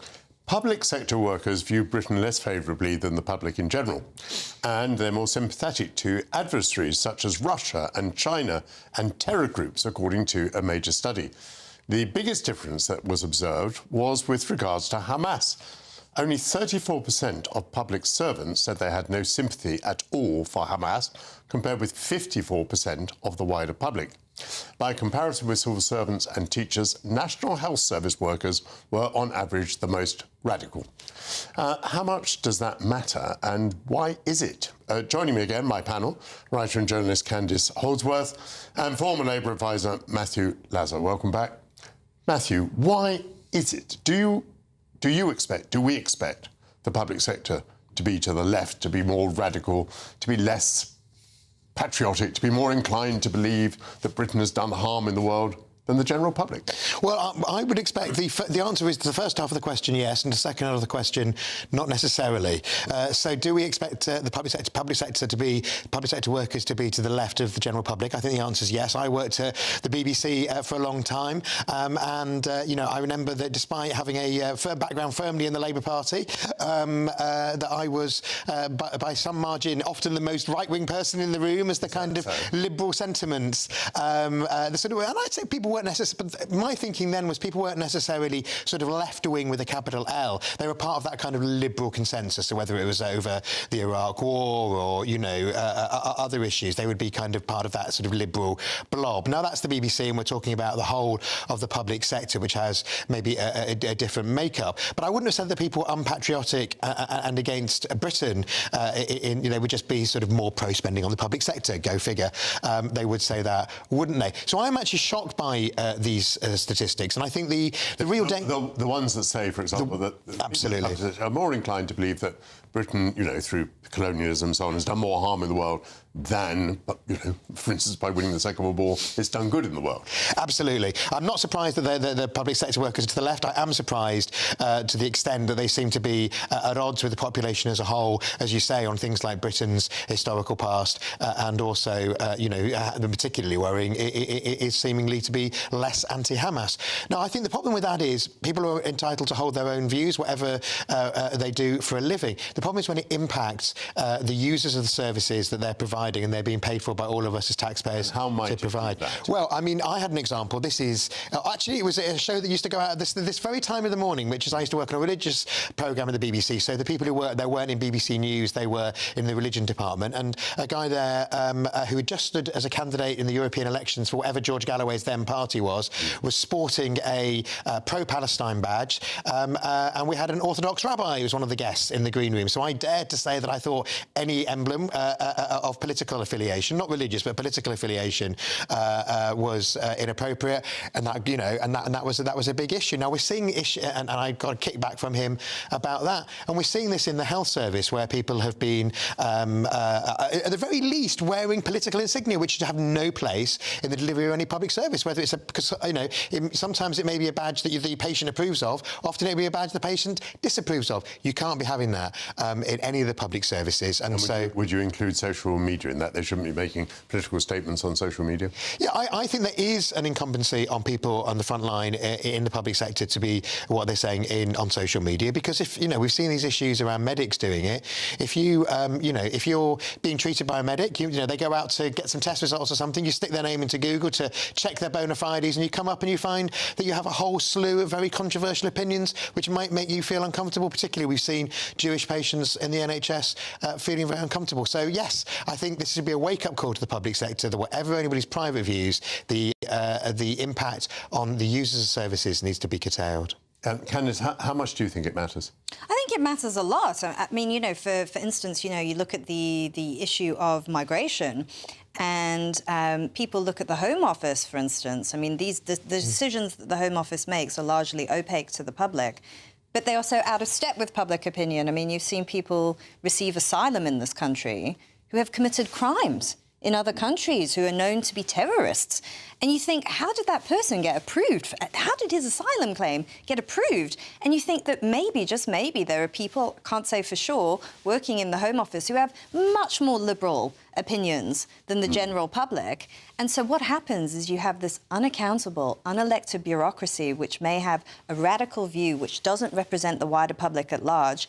They're enacting policies which make people angry. And then huge resentment builds up, and politicians come in and they can't make the necessary changes. I mean, you've had numerous politicians in the Conservative Party saying that there was this sort of groupthink in the civil service, especially when it came to things like Brexit. They could only see one solution to things because they inhabit an ideological bubble.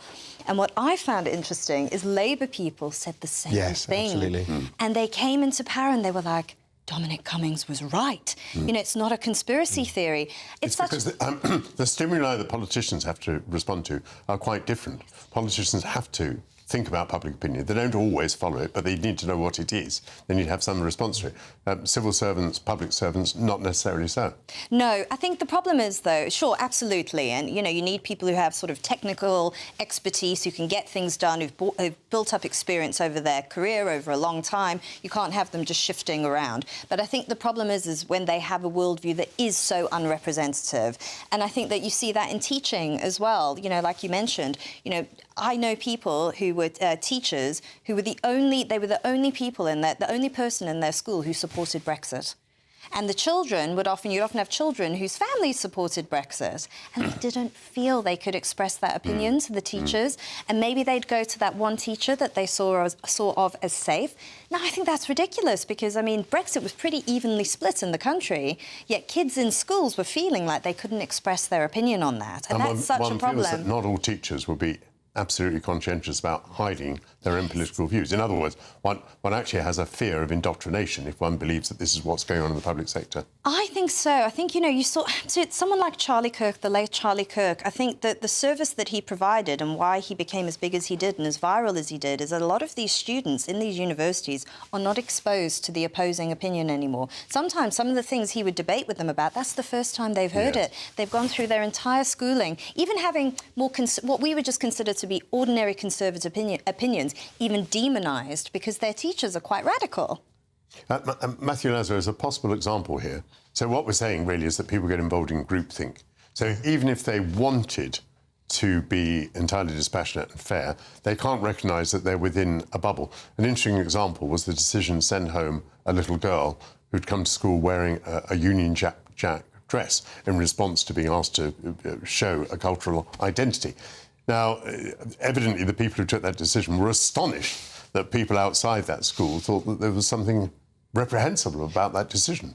Absolutely. I mean, as you say, it's an absolute groupthink, and you've effectively got a kind of, two-tier society or two camps who just think in a very different way. And when a decision of one, which seems to be the dominant groupthink of the public sector, inflicts with a lot of other people are passionate about, you see these rows. And I think, we can't have groupthink anywhere. We need everybody to be intellectually challenged. That's what but the senior civil servants and in the judiciary is worrying. I didn't particularly like the way he did it, but Robert Jenrick, when he was pointing out that more than several immigration judges have been posting things on social media or have been working with groups that take a very specific view, generally pro-migrant, on that issue. And as you say, they don't have to worry about the politicians who've got to worry about voters in the red wall. Candice, it's very easy to fulminate on your sofa about this, and for me to do so from mine, but jolly difficult to do anything about it, because the pool from which the people in the public sector are recruited appears to have certain characteristics. And leaders and managers saying they want things to be different will not produce a different result. It's very true, although I think you can cultivate an atmosphere of plurality and of different opinions. I see that there are big, massive changes at organisations like Facebook, for instance, in the US, and they felt that they had become dominated by a certain worldview, and when it came to the moderation of content, the people who were doing the moderating were more ideological. So they thought, OK, no, we need to get more people. We need to actively try and cultivate this atmosphere of openness. Maybe you could do that with the civil service. I mean, maybe you could actually have training sessions which teach people to appreciate different opinions and debates. You can ban the badges. Promote diversity in a different sense, yes. And a better one from my point of view. Thank you very much to the panel, Candice Holsworth and Matthew Lazar. Let's just briefly remind you of this breaking news today. A robbery has taken place at the Louvre Museum in Paris in the early hours of this morning. That's been confirmed by the French Culture Minister. The newspaper Le Parisien is reporting that several thieves have stolen pieces of jewellery from the Napoleon collection. No injuries have been reported. Those are live pictures coming to you from Paris at the moment. I can't say they tell me very much about what's going on, but they are live pictures. We'll keep you up to date with that breaking news throughout the day. Coming up, a new television series exploring musical rivalries in 18th century Vienna has sparked concern this week after it was announced that a racially diverse cast will play Mozart and his musical rivals. Kunle Olulode will offer his view. This is Sunday with Michael Portillo, only on GB News.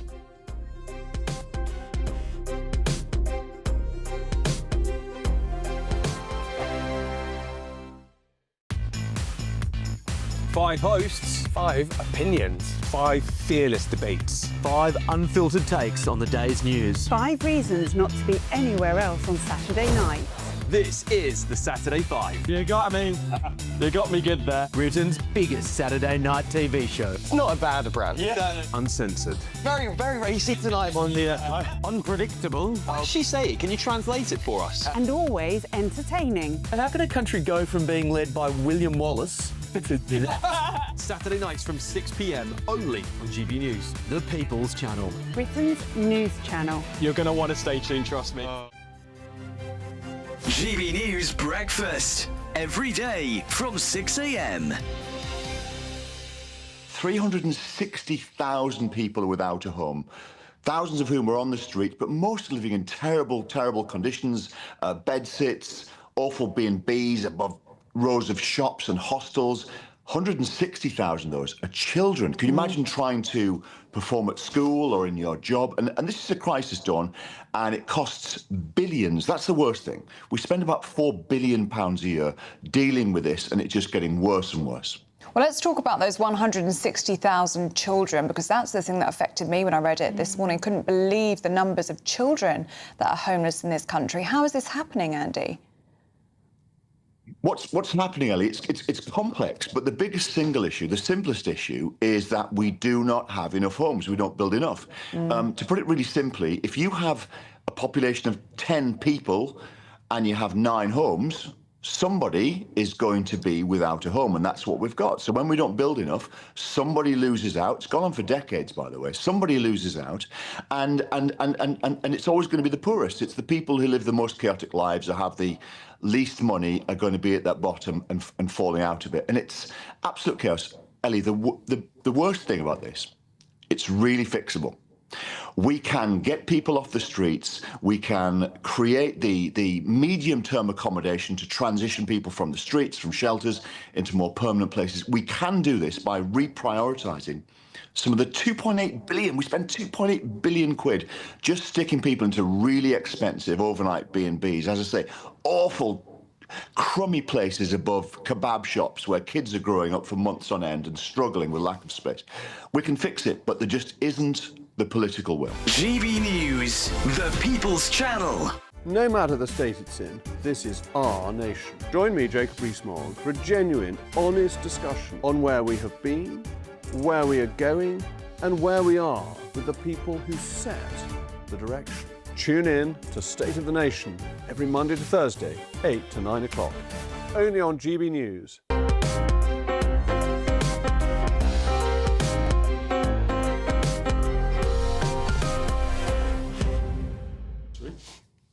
Welcome back to Sunday with Michael Portillo. A new series for Sky, based on Peter Shaffer's play Amadeus, explores the envy provoked by Wolfgang Amadeus Mozart's musical genius.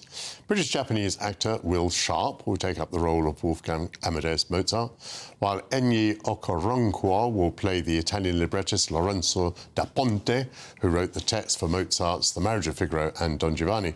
And Julia James plays Franz Xavier Süssmayr.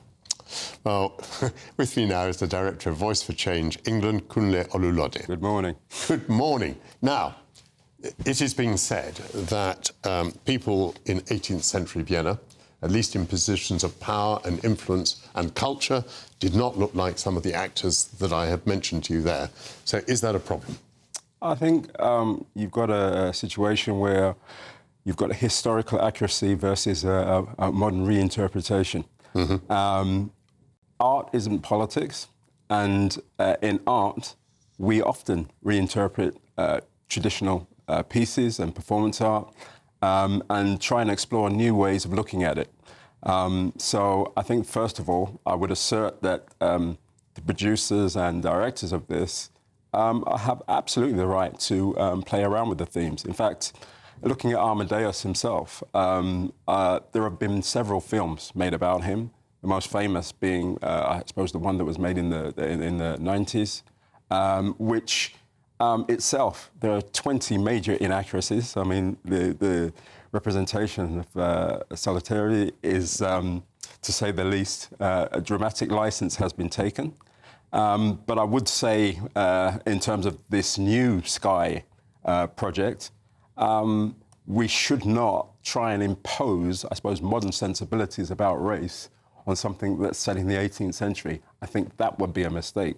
But in terms of... And just tell me exactly what you mean by that remark. We shouldn't impose modern sensibilities. What would you mean by that? I think I'm completely open to reinterpretations, even with different racial casting.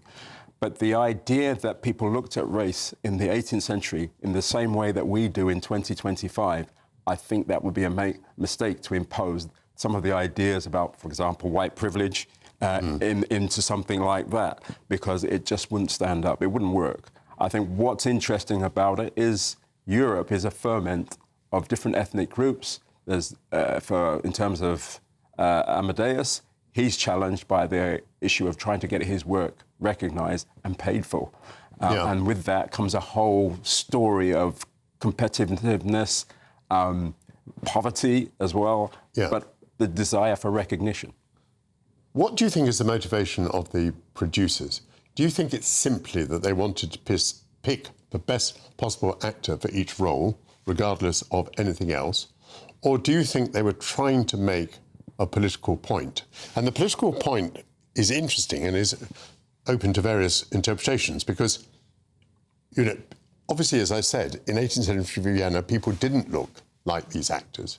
So if you imply that in the 18th century, in the middle of Europe, black people and Japanese people were treated equally and were welcomed into society, and the place was colourblind. I mean, that would obviously be a vast misrepresentation. And I just wonder, who politically benefits from that, or who politically might be offended by that? Well, as I said, I don't think it's simply about politics. This is about artistic license. Yes. And for me, the question of the reinterpretation of Mozart's life is something that I think is quite exciting in terms of being able to do something new. But I think that the motivation of the producers is shaped by where we are now.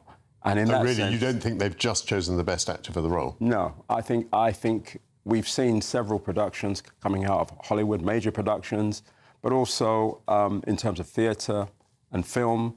We had the recent problem with Snow White and the Seven Dwarfs coming out of Disney, and the way that was given a kind of, I suppose, woke makeover was highly problematic. Problematic to you? Well, not only problematic to me, but it was borne out by the audience numbers who didn't turn out to see the film. And why would it be problematic to you? What's your issue with it? Because I think what is exciting is bringing Mozart's music to a wider global audience. Sure. It represents the epitome of the highest in European art. And what's wrong with bringing that to a massive audience? Well, but this has assured a massive amount of publicity for this Sky programme. I mean, you might think there's no need to remake Amadeus because it was so well made, in the first place, back in the 90s or wherever it was. But there's certainly going to be a lot of publicity. Now, what about this point here? I don't know whether you remember this. Russell T Davies, who was the author of that marvellous TV series, It's a Sin, he said that only gay actors should play gay parts for reasons of authenticity. Now, you see the danger of that argument, because you can very quickly say only white actors should play white parts, only a black man should play Othello. What do you make of that? I think it's nonsense. I mean, the clue to drama and acting is in the title, acting. Indeed. And for me to suggest that we only have people who have direct experience of a particular role to play that role would be very limiting, first of all, for the profession, but also to be able to admire the skill of somebody interpreting somebody outside of themselves, I think would be lost. We're so obsessed with historical drama. We have lots of it, and they can be very successful. It's a very British thing. Very British thing. You think of the Hilary Mantel novels that have been dramatised so well. So, of course, if you had a rule that, only white actors would play white parts, and let's face it, all the parts will be white, then black actors and other ethnic minority actors will miss out on all the parts. So it seems to me that's not an acceptable proposition, is it? No. I mean, going back to your previous point, I can remember being involved in Bumi Popola's representation of Wally Shoyanka play at the Bloomsbury by an all-white cast back in, I think it was 2005. And the controversy of that and the reaction of the black audience to seeing white actors playing an African village was quite controversial. Yes. Certainly, the discussions in the interval were very heated. Yes. But what Bumi Popola was trying to do was to popularise Wally Shoyanka's work to a European audience, but also to get Africans to understand the level of sophistication in his writing and how it warranted being seen as a classical piece. Very, very briefly, may I summarise your position as being broadly that there's nothing wrong with, let's say, a black actor playing a white part in a piece of historical fiction, but you wouldn't wish that to be part of a sort of political project. Was that broadly a summary? I think so, because I'm looking at it through artistic eyes. I'm very interested in politics, and I'm very interested in seeing it dramatised. But there is a difference between artistic interpretations and making a political point. Some people can do it very well. Most people can't. Let's try and keep them separate. Thank you very much indeed, Kunle Ololode, and thank you so much for coming on a Sunday morning. Coming up, the government has announced an £80 million boost to help train North Sea oil workers for the transition to clean energy. First, your latest news headlines from Aaron Armstrong.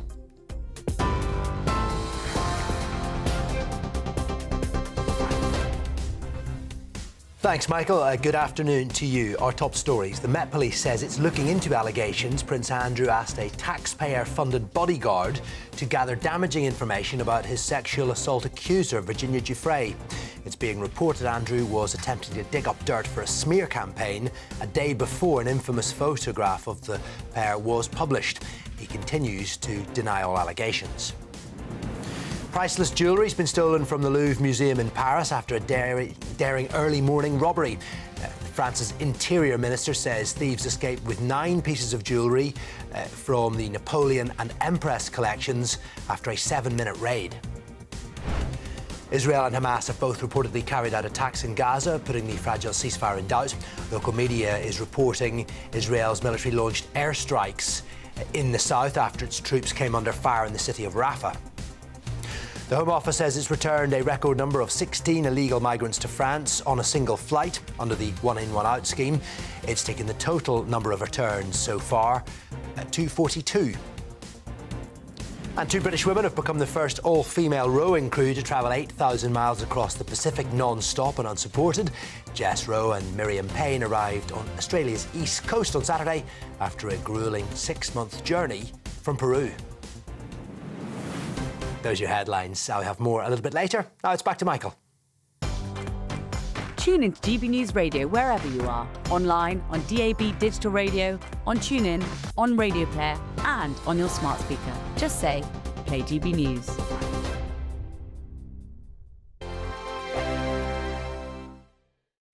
Good afternoon. Welcome to your latest GB News weather from the Met Office. It's been a damp start out there for many of us this morning, but rain that we see outside at the moment will gradually clear its way eastwards.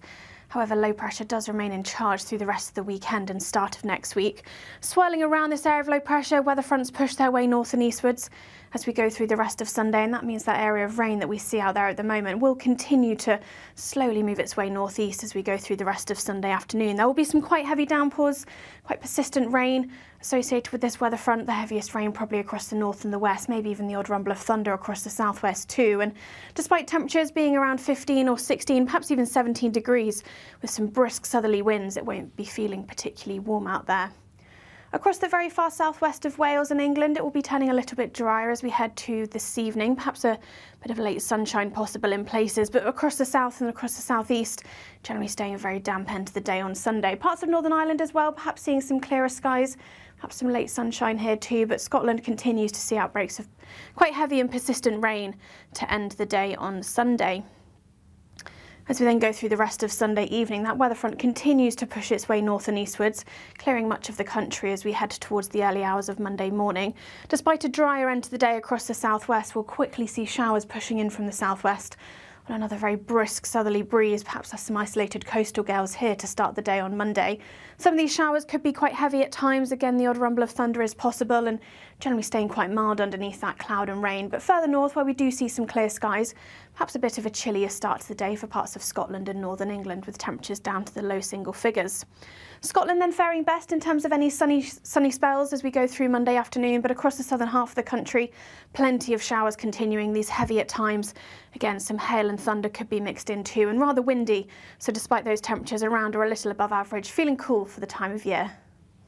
Britain deserves a newsroom that puts the facts and your voice first. Well, and that's what you get on GB News. Lively debates, lively conversation. And we're not afraid to hold power to account.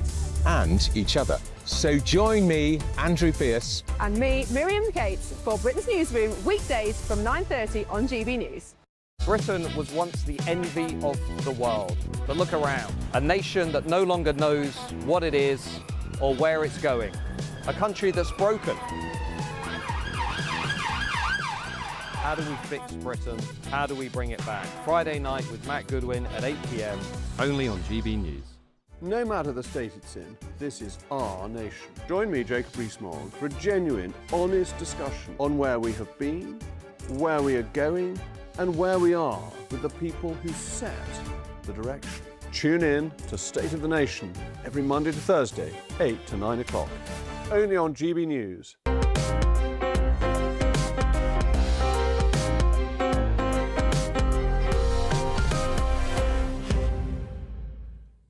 And welcome back to Sunday with Michael Portillo. Today, the government has unveiled the first ever national plan to train and recruit workers who can fill the skills gap in the transition to clean energy. Labour say that they will deliver more than 400,000 extra jobs in the sector by 2030.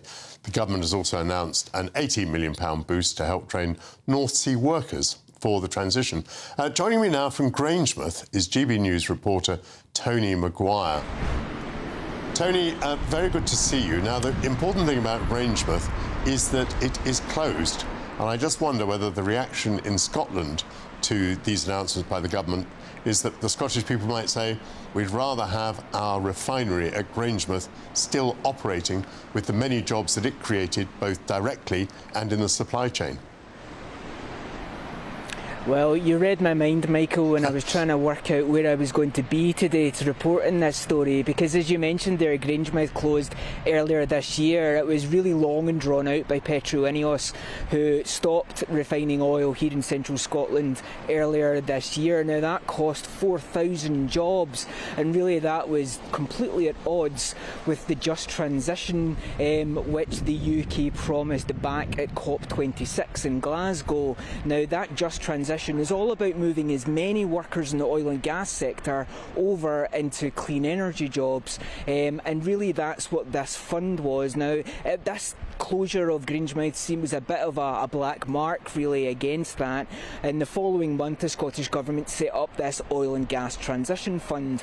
Now, the latest round of funding that has been 18 million, which is split down the middle by the UK and Scottish governments, and that particular sum is going to be used to help people up in Aberdeen and Aberdeenshire who work in the oil and gas sector. An interesting thing about that part of the country is about 15% of the population up in the northeast of Scotland actually work in the oil and gas sector. So the money will be there and made available to them so that they can seek advice about, you know, jobs and to get some much needed assistance in making that transition. But of course the big story there is very much kind of a national picture, with Labour now saying that, you know, 40,000 jobs in Scotland in clean energy and 400,000 if Ed Miliband can meet those targets.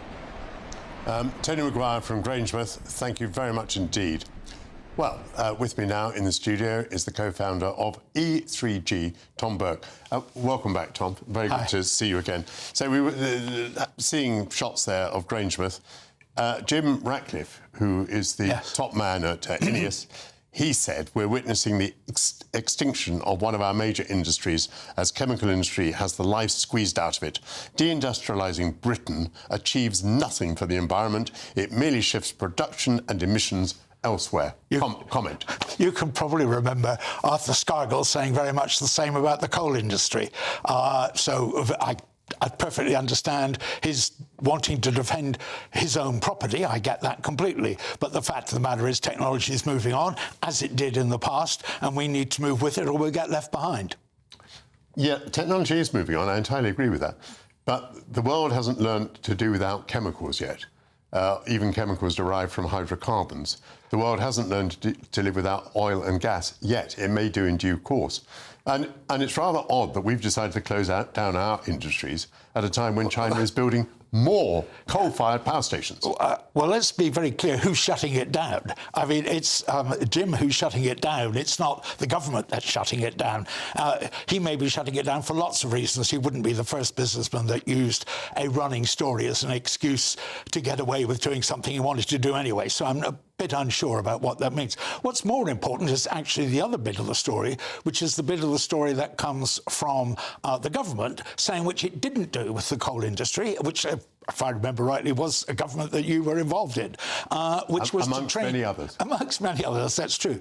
But to retrain and to offer to retrain the people who will be displaced. So I think that's a step forward. You clearly can't have a technology transformation without a social transformation. So I think it's a good thing that the government has got ahead on this case with thinking at least about the social transformation and beginning to put some money into it. But won't many people think that this is all a con? There were jobs in oil and gas. We know that. We had evidence of it. It's much less clear that there are jobs in green energy. Now, for example, the turbines, and by the way, the solar panels as well, are made by China. China is the principal exporter of these things. We're busy exporting them. China is now thinking of building a turbine plant in Scotland. By the way, that brought the reaction from Richard Dearlove, who was the former head of MI6. He said, I'm sure that the Chinese are absolutely delighted to contribute to the weakening of our industrial base.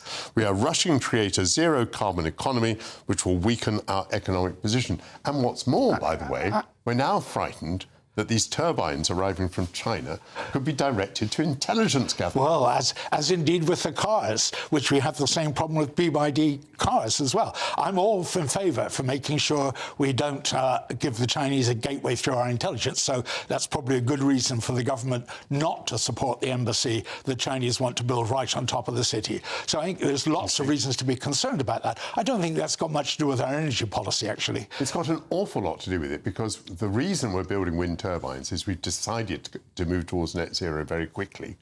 The Chinese, who are not having to comply with any of the maxims about moving towards green energy, are cleaning up by supplying us with turbines and solar panels. Their industry motors on. Our people are being asked to pay higher prices. Higher prices lead to the closure of places like Grangemouth. It's all tied together, Tom. If only that were all the arguments to be put.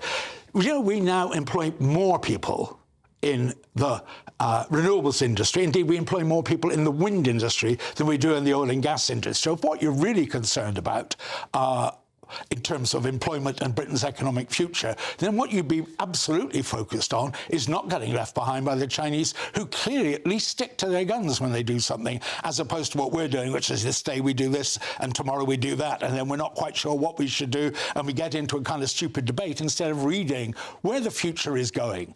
And let me tell you why we need to do that. We've already got homes in Britain that have been flooded 4 times in the last few years and can no longer afford insurance. That's what climate change actually also means. It means the price of food goes up, because as we've seen already, it was in the news today, what's happened this summer to the cost of wheat and therefore the cost of bread. So you can't just simply talk about the technology and the economy without talking about the price we'd pay if we didn't make that transition. Tom Burke, I thank you very much for coming and spending some of your Sunday with me. And I also thank you for ignoring something that's been sitting on the table in front of us. The latest in our Taste of Britain series is coming up, but there's a quick mention to our guest last week, Sukh Shamdal from Ambala, who sent me a wonderful cake to celebrate Diwali, which is tomorrow. It's shown there with the GBNews emblem on it. And there will be a scene shortly, because this cake will be divided up and taken into the newsroom, where our wonderful staff will fall upon it like hungry gannets. Thank you very much indeed, Sukh, for that beautiful cake. So coming up, indeed, will be the latest instalment of our Taste of Britain series. Samir Taneja, the executive chef at Benares, will join me to discuss his work at his Michelin-starred Indian restaurant. And we'll also get the latest news from Paris, where masked men have stolen 9 items of jewellery from the Louvre this morning. This is Sunday with Michael Portillo, only on GB News.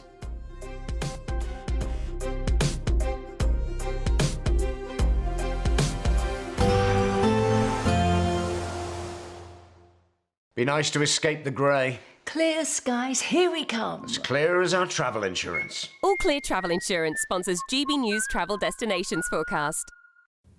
Hello. Well, an unsettled picture across the central Mediterranean with heavy showers and thunderstorms and some stronger winds, but some sunshine elsewhere, especially for the Canary Islands, parts of Madeira and Spain and Portugal, with a few showers here, longer spells of rain then across parts of the central Mediterranean. Some of the rain is going to be heavy, causing some localised flooding with flashes of lightning as well and some strong winds, but there will be plenty of sunshine in between as well. We still hold on to a few showers though.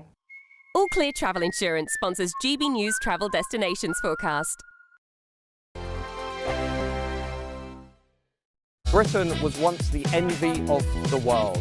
But look around. A nation that no longer knows what it is or where it's going. A country that's broken. How do we fix Britain? How do we bring it back? Friday night with Matt Goodwin at 8 p.m. only on GB News. GB News Breakfast, every day from 6 a.m. A day for us today, Penny, yeah. With losing our friend Mr. John Stapleton, totally unexpectedly. I mean, of course, we knew he was ill. Yes, but we didn't know he was we ill. didn't know he was about to die. Well, no. When he came in, we came in to the studio, and the three of us kind of were reunited. Just a month ago. Just a month ago, exactly. And yesterday, the lovely thing was that I had so many texts from people who you'd recognise as well from GMTV days, other people as well. Everybody saying what a gent he was and how kind and, you know, from my point of view, the reason he stayed a friend, you know, obviously, you know, you have these, you call them screen husbands, screen wives, but the reason he stayed a friend was because he was genuinely funny. He made me laugh a lot, all the time. And, in fact, I just recently did a little podcast with him. We were talking about things that he hated and everything, and he was talking about he hated people driving around with cars with their windows open and really loud music. Yeah. And he was just going, you know, he said, I just shout at them, can you turn it up a bit? There's somebody in Australia who can't quite hear the words. So you never expect it, you never want it. The people you love, you want to live forever. That's it. That's very well said, yeah. I obviously was very friendly. He was, when we say a gentleman, he was gentle. He was a gentle soul. And then he became very nasty. It was very difficult to like and get on with. It was just you know, when Manchester United started to decline in terms of superiority, and he became so... He became so arrogant. No, did he really? Oh, he was unbearable. He so didn't. GB News, the People's Channel. At GB News, we love to hear from you, our loyal community. So drop us a line at gbnews.com/yoursay. There you can talk to each other and also to the presenters live on air. gbnews.com/yoursay, because GB News is your channel, Britain's news channel. Britain deserves a newsroom that puts the facts and your voice first. Well, and that's what you get on GB News. Lively debates, lively conversation. And we're not afraid to hold power to account. And each other. So join me, Andrew Pearce. And me, Miriam Cates, for Britain's Newsroom, weekdays from 9:30 on GB News.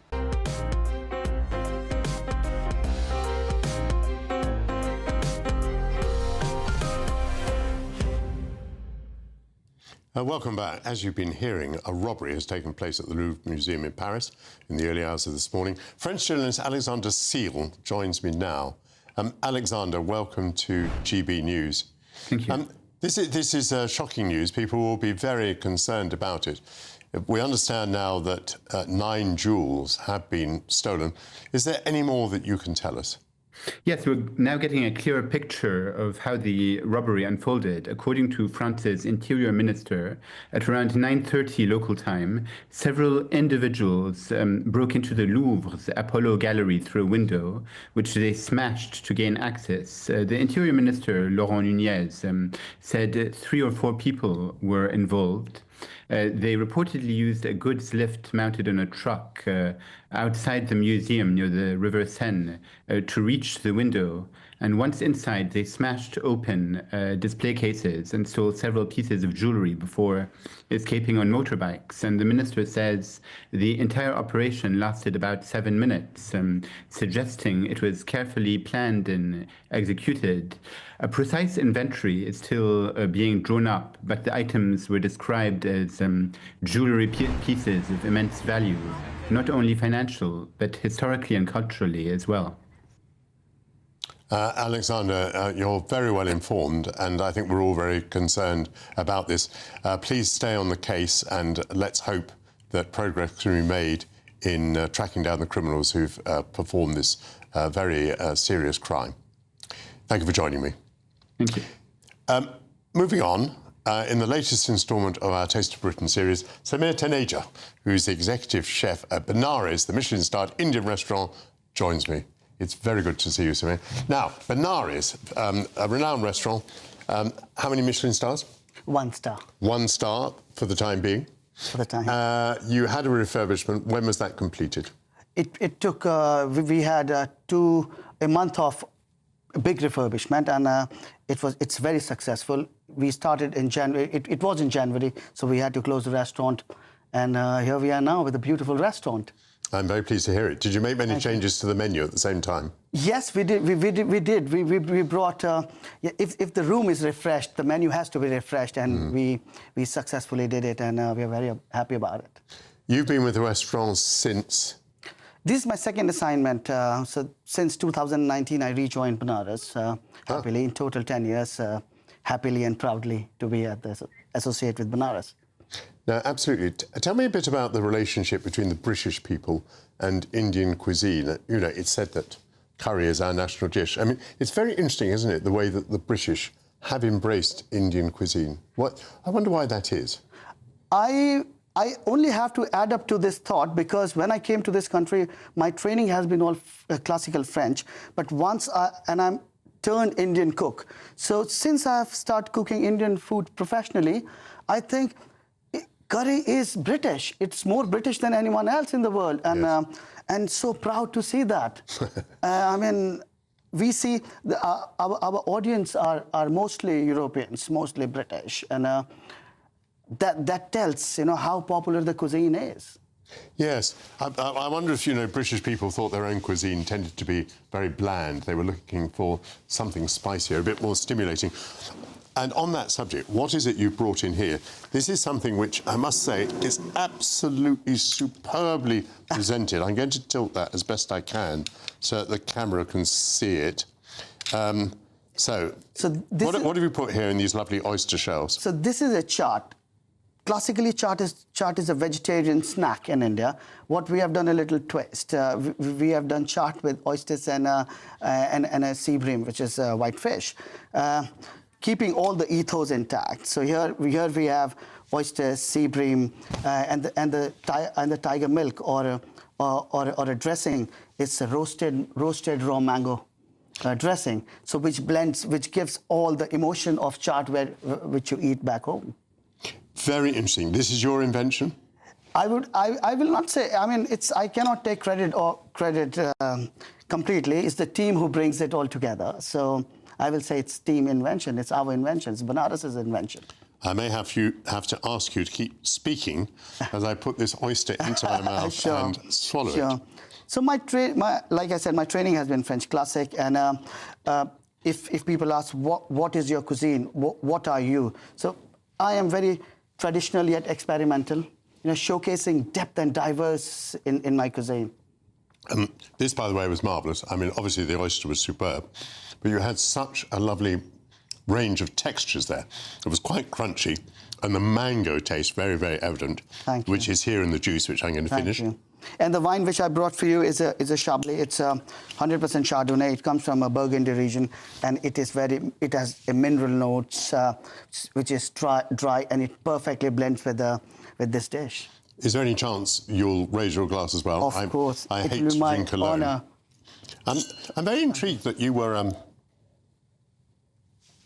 a chef of European food, and then you turned to Indian food.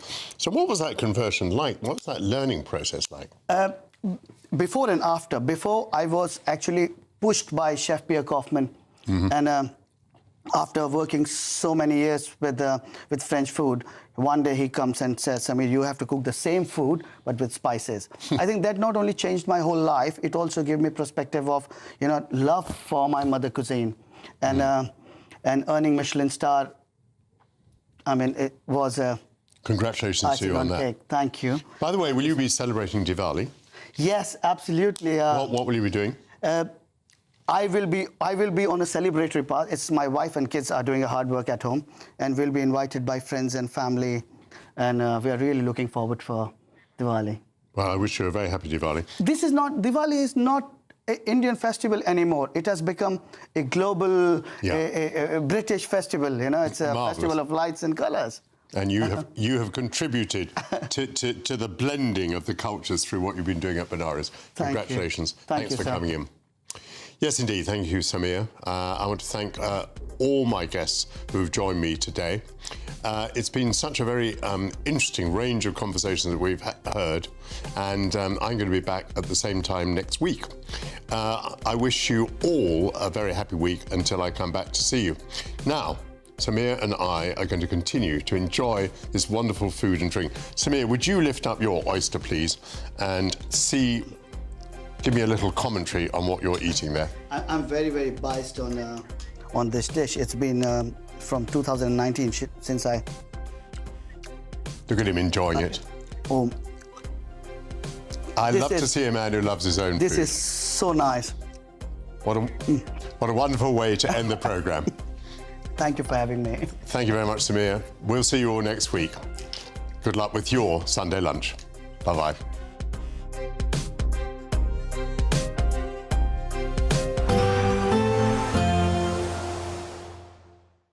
Expect warm spells with the odd rude interruption. Box Boilers sponsors the weather on GB News. Good afternoon. Welcome to your latest GB News weather from the Met Office.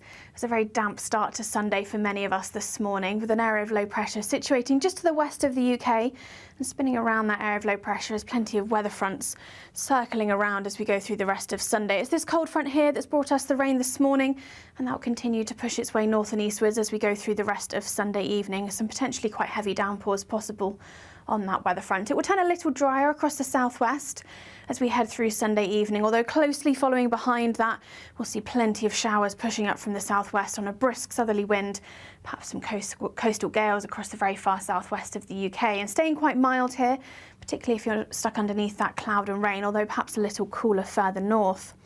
However, another damp start to the day on Monday across the southwest, plenty of heavy blustery showers continuing to feed in on that very brisk southerly southwesterly wind. Some hail and thunder not out the question across parts of Wales and southwest England too.